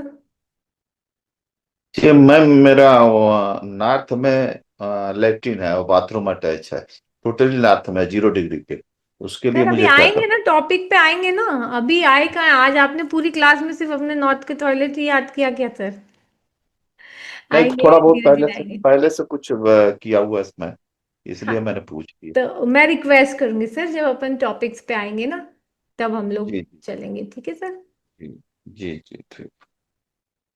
हेमलता जी, मैं रिक्वेस्ट करूंगी जिस आज के सेशन से आप कनेक्टेड रखें अपने क्वेश्चंस को। हेलो। जी। तो आपने वो नारियल का जो बताया ना, चारों कॉर्नर में बांधना है, उसका थोड़ा एक और एक बार बता देंगे क्या क्या करना है उसको। चलो देखो, हमारे 4 एलिमेंट्स होते हैं जो कि हमारे घर में अवेलेबल होते हैं। अभी जो लोग नए हैं ना, वो रुक जाओ, कोई बात नहीं, आपको मैं बाद में धीरे धीरे समझ आ जाएगा, क्योंकि अभी इन्होंने एकदम आउट ऑफ वे पूछ लिया है, तो मैं बता दे रही हूँ, आपको भी ग्रेजुअली समझ आ ही जाएगा। ठीक है, तो नॉर्थ ईस्ट में आप ब्लू कलर के कपड़ा, साउथ ईस्ट रेड कलर का कपड़ा लेंगे, साउथ वेस्ट येलो कपड़ा और नॉर्थ वेस्ट ग्रीन कपड़ा। ठीक है, उसको नारियल लेंगे अपना, उसको सीधा रखेंगे, है ना, नारियल की आंख होती है ना, हम्म। को ऊपर की तरफ रखेंगे, और उसके अंदर आप सफेद सरसों डालें, पीली सरसों डालें, गोमती चक्र डालें, और इस तरह से उसको बांध के अपना क्या बोलते हैं, रक्षा सूत्र आता है ना, उससे अच्छे से बांध के उसके कोने कोने पे लगा दें, ओके, आपके कितने चारों गोमती एलिमेंट चक्र डन डालने फिल। हैं मैम? हाँ, गोमती चक्र कितने डालने होंगे? कोई आठ नंबर्स सात वगैरह आठ है? डाल दो ऐसे, इसमें डालो, ऑड नंबर्स में डालो, ठीक है, आपकी ओ, क्षमता के हिसाब से डालो। ठीक है। Okay, thank you. जब है ना नारियल को टकराएगी ना एनर्जी, तो वहां से वो एनर्जी जनरेट होगी आपके लिए। यस, मायाधर सिंह, मैम प्रणाम। मैम ग्रंथ में कौन सा ग्रंथ को हम लोग अच्छे अभी रेफर अभी कर सकते स्टार्टिंग हैं? के लिए तो देखो, आप विश्वकर्मा प्रकाश ले लो और माय मतम, क्योंकि मैं धीरे धीरे मतलब बढ़ाना ना, आप पढ़ो, एक एक करके पढ़ते चलो, पहले विश्वकर्मा और माय मतम से स्टार्ट कीजिए। एक्चुअली क्या है, ये सब बहुत डिफिकल्ट लैंग्वेज में लिखे जाते हैं, तो अपने को थोड़ा सा जल्दी से नहीं, समझ नहीं विश्वकर्मा आते। प्रकाश है मेरे पास। नहीं, मैं विश्वकर्मा प्रकाश अभी रेफर कर रहा हूँ, है मेरे पास में विश्वकर्मा प्रकाश। बढ़िया है फिर माय मतलब मैंने आपको अभी दी थी ना लिस्ट, उसको उसमें से कोई भी यूज कर सकते हैं सर आप, टॉपिक के लिए। Thank you ma'am. जी, Archana ji. Good evening ma'am. Ma'am बहुत अच्छे से एक्सप्लेन किया आपने। मैम एक चीज पूछना चाहूंगी, जैसे बहुत बार लोग बोलते हैं कि हमें मोडेलिटीज को मिक्स नहीं करना चाहिए, मतलब जैसे एस्ट्रो वास्तु है, एस्ट्रोलॉजी डिफरेंट है, वास्तु सिर्फ एक एनर्जी का पार्ट है, मतलब लैंड एनर्जी, फिर हम क्यों मिक्स करते हैं? और मतलब, और अगर आप पहले मतलब ये मुझे थोड़ा एक्सप्लेन करें, मैं आगे पूछती हूँ। I have one two more questions. हाँ ठीक है, कोई बात नहीं। देखो, मोडालिटीज को मिक्स कब कर सकते हैं, जब आप दोनों को अच्छे से जानते हो। पहला, मिक्स करने में कोई प्रॉब्लम नहीं है, दोनों को आप पहले एस्ट्रो को भी जानते हो, वास्तु को भी जानते हो, तब आपको सिग्नल पड़ेगा, और जब आप डेप्थ में सीखने की कोशिश करोगे सब्जेक्ट को, तो आपको पता चलेगा कि दुनिया के सभी सब्जेक्ट में कहीं ना कहीं एक जुड़ाव है। क्यों है वो जुड़ाव? क्योंकि सारे सब्जेक्ट आपके ऊपर सब्जेक्टेड है, ह्यूमन बीइंग के ऊपर सब्जेक्टेड है।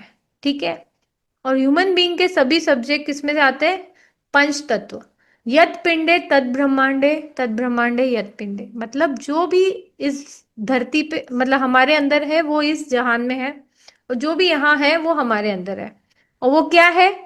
पंच तत्व, 5 एलिमेंट्स, है ना। तो राइट। आप जो भी देखेंगे, आपका आयुर्वेदिक ले लो, आपका साइकोलॉजी ले लो, आपका चक्रा साइंस ले लो, आपके कर्मा साइंस ले लो, आपका वास्तु ले लो, आपका एस्ट्रो, ये सारी चीजें कहीं ना कहीं कनेक्टेड है थ्रू यू। ओके। और जब आप डेप्थ में पढ़ते हो ना, तो आपको ये कनेक्शंस पता चलने शुरू होते हैं। तो ठीक। जो लोग इंटीग्रेट करते हैं ना, वो लोग दोनों चीजों में एक्सपर्ट होते हैं, मतलब अच्छा लेवल ऑफ अंडरस्टैंडिंग है। कुछ जो बेसिक इंटेलिजेंट वाले होते हैं, जो सोचते हैं यहाँ ये रख दो, वहां वो रख दो, कोई एक चुटकी का उपाय बता दो, वो उनके लिए नहीं है। इसीलिए टीचर्स काफी सारे बोलते हैं कि एक सब्जेक्ट सीख रहे हो तो यही पहले सीखो, बाद में इंटीग्रेशन पे जाना।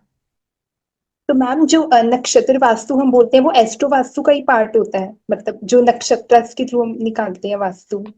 हाँ, तो उसमें नक्षत्र को लेकर कनेक्ट किया है वास्तु को। नक्षत्र में भी बेसिक कहाँ है? हर नक्षत्र एक प्लैनेट का है, हाँ हर राइट। एलिमेंट का है ना। और हम्म। वैसे ही वास्तु में भी, जैसे आप देवता पे भी जाओगे तो हर जोन एक देवता की, प्लैनेट की एनर्जी है, किसी देवता की एनर्जी है, बट आपको कनेक्ट करना आना चाहिए। तो वो वैदिक वास्तु का हम पार्ट मान सकते हैं, नक्षत्र वास्तु, या नहीं, वो सेपरेट हो हाँ, गया? इट इज वेद। नक्षत्र साइंस जो है वो वैदिक ही है ना। और ओके पहले ओके। जमाने में तो सब करते थे। जो गुरु मैं ठीक बता रही हूँ ना आपको, तो उनको तो ये सब चीजों का ज्ञान होता था। ठीक है। तो मैम जैसे ये भी है कि अगर हमने वास्तु रेमेडी कर दी, जैसे आजकल तो बना वो रॉन्ग है, दोष निवारण कर दिया, लेकिन कुंडली में उसके फिर भी वो गड़बड़ है, तो मतलब हम पूरा रिजॉल्व नहीं कर पाएंगे जब तक हम उसकी कुंडली में काम नहीं करेंगे, ऐसा होगा ना मतलब? वास्तु से थ्रू देखो, बेसिक तो हमारे प्रारब्ध ही है सबसे बड़ी स्टोरी। हम जो हम्म। प्रारब्ध लेके आए हैं, हमारे हम सोल है ना, तो हमने कुछ अकाउंट्स अनसेटल रखे हैं, ठीक है ना। तो वो सेटल करने के लिए हमको ये बारी मिली है ह्यूमन बीइंग के तरह। तो वो सारी चीजें हमारे प्रारब्ध की जो हमें इस जीवन में करनी है वो आएगी हमारे सामने। और वो हम करते हैं स्टडी एस्ट्रोलॉजी से, ठीक है। अब तो वो आएंगी जरूर, बट हम चीजों को बैलेंस करने की कोशिश करते हैं विद आर एस्ट्रोलॉजिकल रेमेडी और वास्तु रेमेडीज, ताकि चीजें बैलेंस हो सके। ठीक है ma'am. And just one last question ma'am, ये जो आपने कोकोनट वाला बताया था, मेरा एक्चुअली नेट कनेक्शन चला गया था, ये बेसिकली अगर हम चारों कॉर्नर्स पे हैंग करते हैं तो घर की एनर्जी बैलेंस रहती है, राइट? यस, चारों कॉर्नर्स पे। तो ये हम मोली से टाई कर दें, और मतलब इसमें चेंज भी करना होता है ना, जैसे खराब हो जाएगा तो नारियल तो? बहुत टाइम, साल साल भर चल जाते हैं। आप अच्छा दिन सिलेक्ट कर लिया करो, दिवाली वगैरह या दशहरा वगैरह उस पे कर लिया करो और सारे ये दिन। लोगों को मतलब विजिबल हो सकता है ना, मतलब ऐसी हाँ, जगह में कोई हैंग कर प्रॉब्लम, दे कोई प्रॉब्लम नहीं। corners पे। हाँ जी, ठीक है। Thank you so much ma'am, very nice session. या इंटीग्रेशन पता है कहाँ प्रॉब्लम है? जब आप फैंगशुई और वैदिक वास्तु मिक्स कर दो तो प्रॉब्लम आ सकती है, क्योंकि फैंगशुई में 5 एलिमेंट पे वर्क करते हैं वो लोग। वुड एंड मेटल होता है उनमें, है ना। अपने में अपन ये वाले एलिमेंट्स पे वर्क करते हैं। मैं ऐसा तो नहीं कहूंगी कि वो गलत है। चाइनीज साइंस भी बहुत एडवांस है, ऐसी बात नहीं है। बट हमारा भी साइंस कोई खराब नहीं, बहुत अच्छे रिजल्ट देता है, क्योंकि अपने ज़्यादा डिटेल में जाते हैं। लैंड्स में भी जाते, लैंड एनर्जी पे भी जाते हैं, कर्मा एनर्जी तक पे चले जाते हैं ना, एस्ट्रोलॉजी के थ्रू प्रारब्ध तो देख रहे हैं। तो डेप्थ बहुत है अपने में, ये चीज है। Yes Vinod sir. मैडम ये जो हम लोग जो कॉर्नर पकड़ रहे हैं ना, जोनल कॉर्नर ने ना, वो जोन पकड़ेंगे ना, वो हाँ, नॉर्थ एनी। ईस्ट मतलब नॉर्थ ईस्ट जो आएगा डिग्री जो आएगी वो हाँ हिसाब से बराबर ना। और हाँ, कलर मुझे नॉर्थ वेस्ट का जरा ग्रीन मुझे थोड़ा मतलब वो लगा कि एयर एलिमेंट। एयर एलिमेंट के लिए पकड़ा है आपने। ओके ठीक है, समझ में आया। ओके, उतना ही था, थैंक यू। जी, ठीक है। और किसी के कोई क्वेश्चंस है?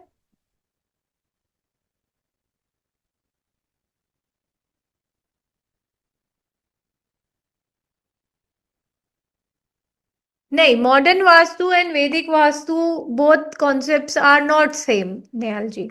वैदिक वास्तु अपने आप में संपूर्ण है, इसको किसी की जरूरत नहीं, इसमें सारे प्रिंसिपल आ जाएंगे। अभी हम आगे जैसे चलेंगे आप देखेंगे, हर एक चीज को साइंटिफिकली स्टडी किया। Modern vastu is a concept of one person. इसको माँ वास्तु, मॉडर्न वास्तु, ये सब एक व्यक्ति का कॉन्सेप्ट है। वैदिक वास्तु एक व्यक्ति का कॉन्सेप्ट नहीं है, it is a science written by our rishis. ठीक है। मॉडर्न वास्तु जिसको मन किया उसने 4 चीजें मिक्स करी और उसने सिखाई जो उसको ठीक लगी। ठीक है। सो दे डोंट हैव दैट ऋषि वाला और बैकग्राउंड वाला। फैंगशुई यस इज फ्रॉम चाइनीज। ठीक है। ये चीज है, ये डिफरेंस आप लोगों को थोड़ा समझना होगा। मॉडर्न वास्तु किसी इंडिविजुअल की एस्पिरेशन है, दैट इज व्हाट।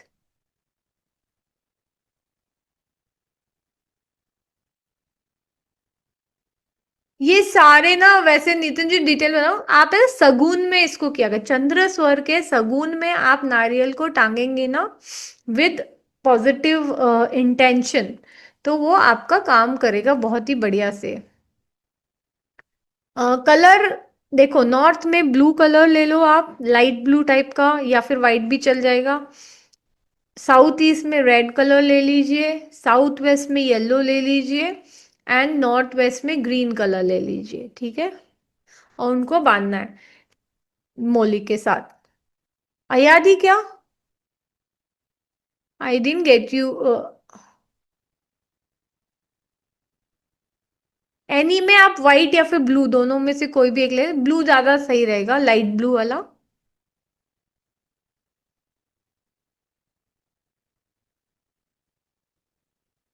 नहीं, चंद्र सर में इनहेल करते हुए विद पॉजिटिव इंटेंशन। देखो अभी आपको तो मंत्र तो कहाँ आएंगे, अभी तो यही कर लीजिए सर, इससे भी बहुत अच्छा रिजल्ट मिलेगा, है ना। मुक्ता जी बताइए, अनम्यूट कीजिए। हाँ, हाँ जी ma'am. Ma'am good evening. Good evening. हाँ जी मैम, मेरे को ये पूछना था, जैसे घर का अगर वास्तु करते हैं तो जो घर के बाहर की वॉल है, जैसे मेन एंट्रेंस आ गई अंदर, तो जैसे सपोज ड्राइंग रूम हो गया, तो वो उसी की वॉल फ्लैट है जैसे मेरा, तो बाहर वाली वॉल हुई, तो उसके भी कलर्स मैटर करते हैं? हाँ करते हैं ना, तो जैसे जैसे कि एंट्रेंस एलिवेशन जैसे, हो गया ना वो आपका घर का, मैटर मतलब करेगा। बेसिकली वॉल ही है, अंदर की साइड ड्राइंग रूम है, बाहर वाली अपनी वॉल हो गई फ्लैट की जैसे होती है, करता तो है उस पे करता है। भी, उस पे जैसे अब नॉर्थ वेस्ट या नॉर्थ की वॉल है, उस पे मैंने ग्रीन कलर की ग्रास लगाई, तो एंटी कलर हो गया नॉर्थ वेस्ट में? नहीं, नॉर्थ वेस्ट में ग्रीन चलता है। अच्छा, ग्रीन मतलब वो कलर्स वही फॉलो होंगे जो उस हम्म। जोन के होंगे, बाहर की साइड भी? हाँ हाँ, बाहर भी वही होंगे। Thank you. जी, यज्ञेश जी। हेलो मैम, कैसी हो? मैं ठीक हूँ सर, आप कैसे हैं? अ, रमल, जितना आपने अच्छा सिखाया इतना वास्तु आप सिखा रही है। आपने एक टेरो रीडर में भी आपने वास्तु सिखाया, तो वो टेरो कितना काम करता है? अभी जिसकी कुंडली ना हो तो वो उसको कैसे एस्ट्रो वास्तु तो कैसे जोड़ेंगे? देखिए, टैरो ना प्रिडिक्शन के लिए सर, हम्म। एनर्जी प्रिडिक्ट करने के लिए कि कैसी एनर्जी है, क्या है और क्या डिटेलिंग है एनर्जी के बारे में। वो ना आप एस्ट्रो से कर, एस्ट्रो क्या एनालाइज करते हैं हम लोग और हम्म। रिजल्ट बताते हैं, ठीक है। और टैरो में इंट्यूशन के थ्रू करते हैं और बताते हैं, ठीक है। कनेक्टिविटी ये है कि वास्तु अगर आपको टैरो से भी कनेक्ट करना आ सकता है तो बिल्कुल आता ही है, कर भी सकते हैं, बट वो उतना आपको दोनों में जाना पड़ेगा पहले। अच्छा, हाँ, लेकिन जिसके पास कुंडली ना हो तो वो कैसे करे तो आप एस्ट्रो रमल से वास्तु? करो ना। रमल से कर सकते हैं। हाँ हाँ, रमल ओके। वास्तु में आपको टाइम टाइम डेट वगैरह की जरूरत नहीं है, again that's a intuitive astrology, या, रमल। या। तो वो आप कर सकते हैं जिनका आपके पास डेट ऑफ बर्थ टाइम वगैरह नहीं हो। और वास्तु ओके। से रिलेटेड क्वेश्चंस भी पूछ सकते हैं, कोई प्रॉब्लम नहीं होती उसमें, सारी चीजें पॉसिबल है करना। अच्छा, थैंक यू मैम। जी, और अर्चना फिर जी। आप डिटेल्स बता दीजिएगा, सॉरी। कब से शुरू होता है? कब से आपका वास्तु कोर्स शुरू हो रहा है? क्या फीस है तो सर वगैरह अभी की तो है? कनेक्टेड रही ना, अभी तो हाँ, ये हाँ, पूरा 5 दिन पहले तो यही आज होगा दिन है ना? कंप्लीट ना पहले। और ओके, आपको हाँ। पता है अपने हर सेशन में नॉलेज भरपूर हाँ, रहती है। तो इसलिए मैंने पूछा। सब लोग स्टार्टिंग से जुड़े रहे एंड तक, ऐसा मत समझिए कि भाई फ्री का है तो कुछ नहीं आएगा या दूसरे टीचर्स जैसा करते हैं, क्योंकि मेरा थोड़ा स्वभाव डिफरेंट है। ऐसा नहीं है, बहुत है अपने पास, ले जाओ आप। जब बोला है ना आपको कि 5 दिन मालूम है, सिखाएंगे, मालूम है। भर आप के तो मेरी सिखाएंगे। टीचर हो। आप तो मेरी टीचर हो। भर के सिखाएंगे, कहाँ लेके जाएंगे ऐसे। तो जब मांगनी होगी थैंक फीस यू। तो वो भी बता देंगे कि भैया इतने में इतनी फीस है, इसका ये है वो सब तो ठीक है, इट्स अ वो तो पार्ट एंड पता है। Parcel of our life basically, इसलिए वो हम्म। होता रहेगा। बट कभी भी पढ़ाने में कमी नहीं आएगी, ये चीज। बहुत अच्छा लगता है आपके साथ। बिल्कुल सर। यस अर्चना जी बताइए। क्वेश्चन और था, जैसे अभी बात हो रही थी कि मॉडर्न वास्तु जो है एक सिंगल पर्सन पे काम कर रहा है, और वैदिक वास्तु तो ये मतलब हमारा सिंगल मतलब हो गया पर्सन कि पे काम नहीं कर रहा है वो, जैसे अगर सपोज मैं हूं, ठीक है, मैंने 4 चीज सीखी है, मुझे समझ में आया कि ये चीजें चलती ऐसे चलती, तो मैंने बना दिया। तो वो है एक सिंगल पर्सन का नॉलेज के बेसिस पे बना हुआ है। महावास्तु बोल लीजिए आप, आपका ये क्या बोलते हैं मॉडर्न वास्तु बोल लीजिए, it is integration of various people, उनकी जो अंडरस्टैंडिंग है। अब मॉडर्न वास्तु में भी हर टीचर का अलग अलग एस्पिरेशन हो सकता है, ऐसा जरूरी नहीं कि हर एक का सेम ही आएगा वास्तु, समझिए आप। बट वैदिक वास्तु हर एक का सेम ऑलमोस्ट आएगा, क्योंकि ये ग्रंथों से हम लेके सिखा रहे हैं, है ना। मेरा कुछ नहीं है इसमें। मेरा सिर्फ इतना है कि मैंने उससे सीखा और मैं अप्लाई करती हूँ और रिजल्ट मिलते हैं। मतलब तो ये मेरा है। क्वेश्चन थोड़ा इस, हाँ मेरा क्वेश्चन इस चीज से रिलेटेड है, जैसे इम्पैक्ट आता है एनर्जी का, तो वो हम कैसे जज करते हैं कि ऑनर पे ज्यादा आता है या घर के किस मेंबर पे आएगा ऑनर इम्पैक्ट? देखो, ये कभी भी इम्पैक्ट जो आएगा, जिसकी कुंडली में वो महादशा चलती है ना, उससे रिलेटेड आएगा। सपोज एग्जांपल देती हूँ, जैसे नॉर्थ में दोष है, ठीक है, तो जिसकी भी मर्क्यूरी की दशा चली उसको असर करेगा। और मकान तो मालिक बच्चे है भी या फिर हेड ऑफ फैमिली जो है, उसको अपन ज्यादा इंपॉर्टेंस इसलिए देते हैं क्योंकि वो कमाने वाला व्यक्ति है। वो आपको बाहरी दुनिया से बचाता है, उसको वहां से कमा के भी लाता है। अगर आपकी कमाई बंद हो जाएगी तो ऑब्वियस बात है, बाकी सब चीजें भी डिस्टर्ब हो जाएंगी, है ना। It's a basic need basically. इसीलिए जो ग्रह स्वामी है या जो अर्निंग मेंबर है, उसके बेसिस पे चीजें हम बनाते हैं। उसका अच्छा चलेगा तो बच्चों का तो चलेगा ना, माता पिता का। स्पेशली अगर फादर अर्निंग मेंबर में ही आते हैं तो उनका अच्छा चलेगा। पैसे आते रहेंगे तो बच्चों का भी, बीवी का भी, सबका निकल जाएगा अच्छा, है ना। इसीलिए उनके बेसिस पे बनाया जाता है। ठीक है। एंड देन लास्ट चीज, ये जो आजकल डिफरेंट डिफरेंट ब्रांचेस आ गई है, मेडिकल वास्तु है, इंडस्ट्रियल वास्तु है, ये सब तो मतलब वही आगे फर्दर एविडेंस जो है ना, बेसिक इसमें सब कुछ आता है, मतलब जब हम वैदिक देखो, वास्तु जो पढ़ते हैं कि बेस है ना साइंस से, वो वैदिक वास्तु है अपना, वैदिक और फैंगशुई चाइनीज वालों का। राइट, बस बाकी सब जो ये है, इसी से इसी में से निकाले हैं। एप्लीकेशन कोर्सेज बोल सकते हो आप, है ना।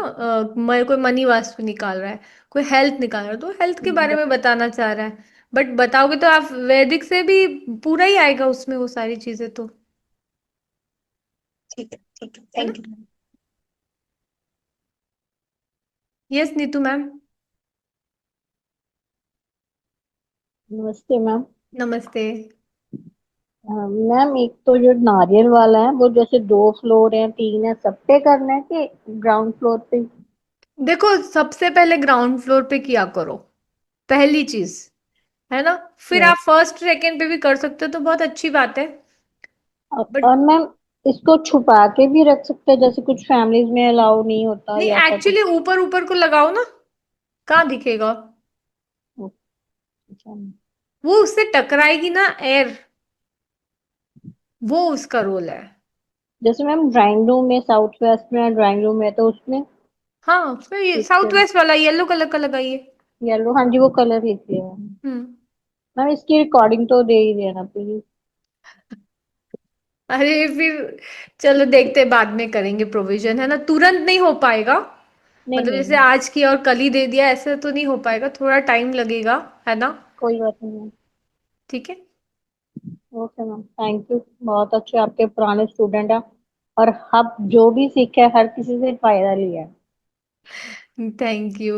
कुछ भी ऐसा नहीं है अब आपकी कि तबीयत आपकी ठीक है? क्लास में बस चल रही है बढ़िया। बढ़िया ही बोलना है, जैसे ऑटोमेटिक बढ़िया हो जाएगी, थैंक यू और मैम, बढ़िया हो थैंक यू सो जाएगी। मच। सबको वैसे मैं बताऊं, नीतू जी बड़ी क्या बोलते हैं, दृढ़ निश्चय वाली भी है, और इन्होंने खूब साधना भी अच्छी करी है। अ, इनका कैंसर थर्ड स्टेज का था, तो इनको काफी तकलीफ थी हेल्थ से रिलेटेड। पर इन्होंने ना पूरी साधना की, स्वर विज्ञान और वैदिक वास्तु, अच्छा, वैदिक स्विच वर्ड, और साथ ही क्या वैदिक स्विच, और ये अपना चक्रा हीलिंग, चक्रा हीलिंग ये में सारी ब्रह्मनाथ चीजों का। इन्होंने एकदम, मतलब बोलते हैं ना, डेडिकेशन से करी, और उसका इनको फायदा भी हुआ। तो अच्छा, ये एक बात है, मैं सबको बोलूंगी, आपको भी फायदा होगा, बट आपको करना पड़ेगा। जितना इन्होंने यस अच्छे से डेली डेली किया, वैसे आप करेंगे तो आपको भी बहुत बेनिफिट होगा। मैम, बहुत फर्क पड़ता है बहुत। मेरा जो वूंड हील नहीं हो रहा था ना वो ब्रह्मनाथ वाला मैंने हम किया, बहुत जल्दी वो रिकवर हुआ। और आपने बोला था कि स्पेशल इस पे टाइम दो, आप वो ज्यादा करो। एक और चीज कि नीतू जी ने सामने से आकर अपनी केस स्टडी बताई ताकि इससे और लोगों को फायदा हो। वो एक और भी बड़ी अच्छी बात है इनकी, जो मतलब क्या बोले, अप्रिशिएट इनका ही कर सकते हैं हम इन चीजों पे, क्योंकि इन्होंने फॉलो किया। That is very important. Ma'am आपने बहुत अच्छे से सिखाया है ना, मतलब इतना ज्यादा चेंज आया कि एकदम सुनने के बाद भी मेरे को लगा नहीं, मेरे को लगा कि नहीं सब ठीक हो जाएगा। हो गया नहीं, आपका प्रारब्ध है, आपकी मेहनत है। थैंक यू बिल्कुल। So much. टेक आपका केयर। आशीर्वाद टीचर्स का। अरे मैं कहाँ नहीं, नहीं मैम, गुरु तो गुरु है। धन्यवाद। विनोद सर।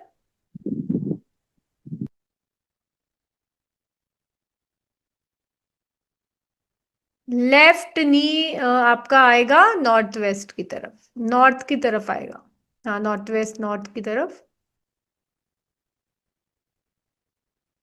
हेमलता जी बताइए, फिर मैं अभी और कोई रह गया तो हैंड रेस कर दीजिए, फिर बाद में मैं क्लोज करूंगी आज का सेशन। मैम ये वैदिक वास्तु में भी एस्ट्रो आज लिंक करना है? नहीं, इसमें एस्ट्रो लिंक रहता है, ठीक है। ये हमने एस्ट्रो का तो फुल फ्लेज 12 दिन का कोर्स किया था, तो इसमें अपन थोड़ा कवर करते हैं। बट रहता है वैदिक वास्तु में, पूरी तरह से एस्ट्रो का रोल रहता है। ठीक है। जी। यस विनोद सर, आप कुछ पूछ रहे थे। हाँ, मैं ये पूछ रहा मैडम, ये है कि वो प्लॉट में भी किया जा सकता है कि नारियल वाला रेमेडी ओपन प्लॉट होगा तो उसके ओपन जो है, फिर कॉर्नर कहाँ पे? लगाओगे आप? नहीं, कहीं? वो जैसा वो उसमें खम्बा लगा के या वो करके बाम्बू हाँ, कर बाम्बू दो। कर सकते हैं ना? Okay madam, thank you. जी। वो मूछों वाला कोकोनट लेना है ना, वो पुराना ब्राउन ब्राउन सा जो ऊपर खुलता है ऐसे, उसकी आंखें होती है, देखो आप निकालोगे तो। हरा नारियल नहीं लेना है, ठीक है। देखो एक और मैं बात बताऊं, नारियल ना हमेशा अच्छा पानी वाला देख के ही सिलेक्ट किया करो, चाहे पूजा के लिए कर रहे हो या किसी भी काम के लिए कर रहे हो, क्योंकि वो कहीं ना हमारी एनर्जी दिखाता है। पूरा पूरा आप नारियल से ना प्रिडिक्ट कर सकते हो सामने वाले की क्या प्रॉब्लम आ रही है। नारियल जब कोई देता है आपको प्रिडिक्शन के लिए, तो उससे हम प्रिडिक्ट कर सकते हैं कि उसकी कहाँ क्या प्रॉब्लम है, उसको देखकर। इसीलिए मैं बताऊंगी कि अच्छा लिया करो पानी वाला हमेशा, ठीक है। यस, पूरा रैप करके हैंग कर देंगे। वो ब्राउन वाला नारियल, बट अच्छा पानी वाला ले, ठीक है। चलिए फिर आज की क्लास कंप्लीट करें। अब है ना, कल कॉफी रीडिंग है, तो आप वहां आ सकते हैं अगर आपका इंटरेस्ट है उसमें, तो वो भी 8 o'clock ही रहेगा। फिर परसों हमारी क्लास फिर से स्टार्ट हो जाएगी, तो अभी ये आपकी 3rd तक चलेगी। नेक्स्ट वीक मंडे तक चलेंगी क्लासेस। सैटरडे संडे ऑफ रहेगा, ठीक है।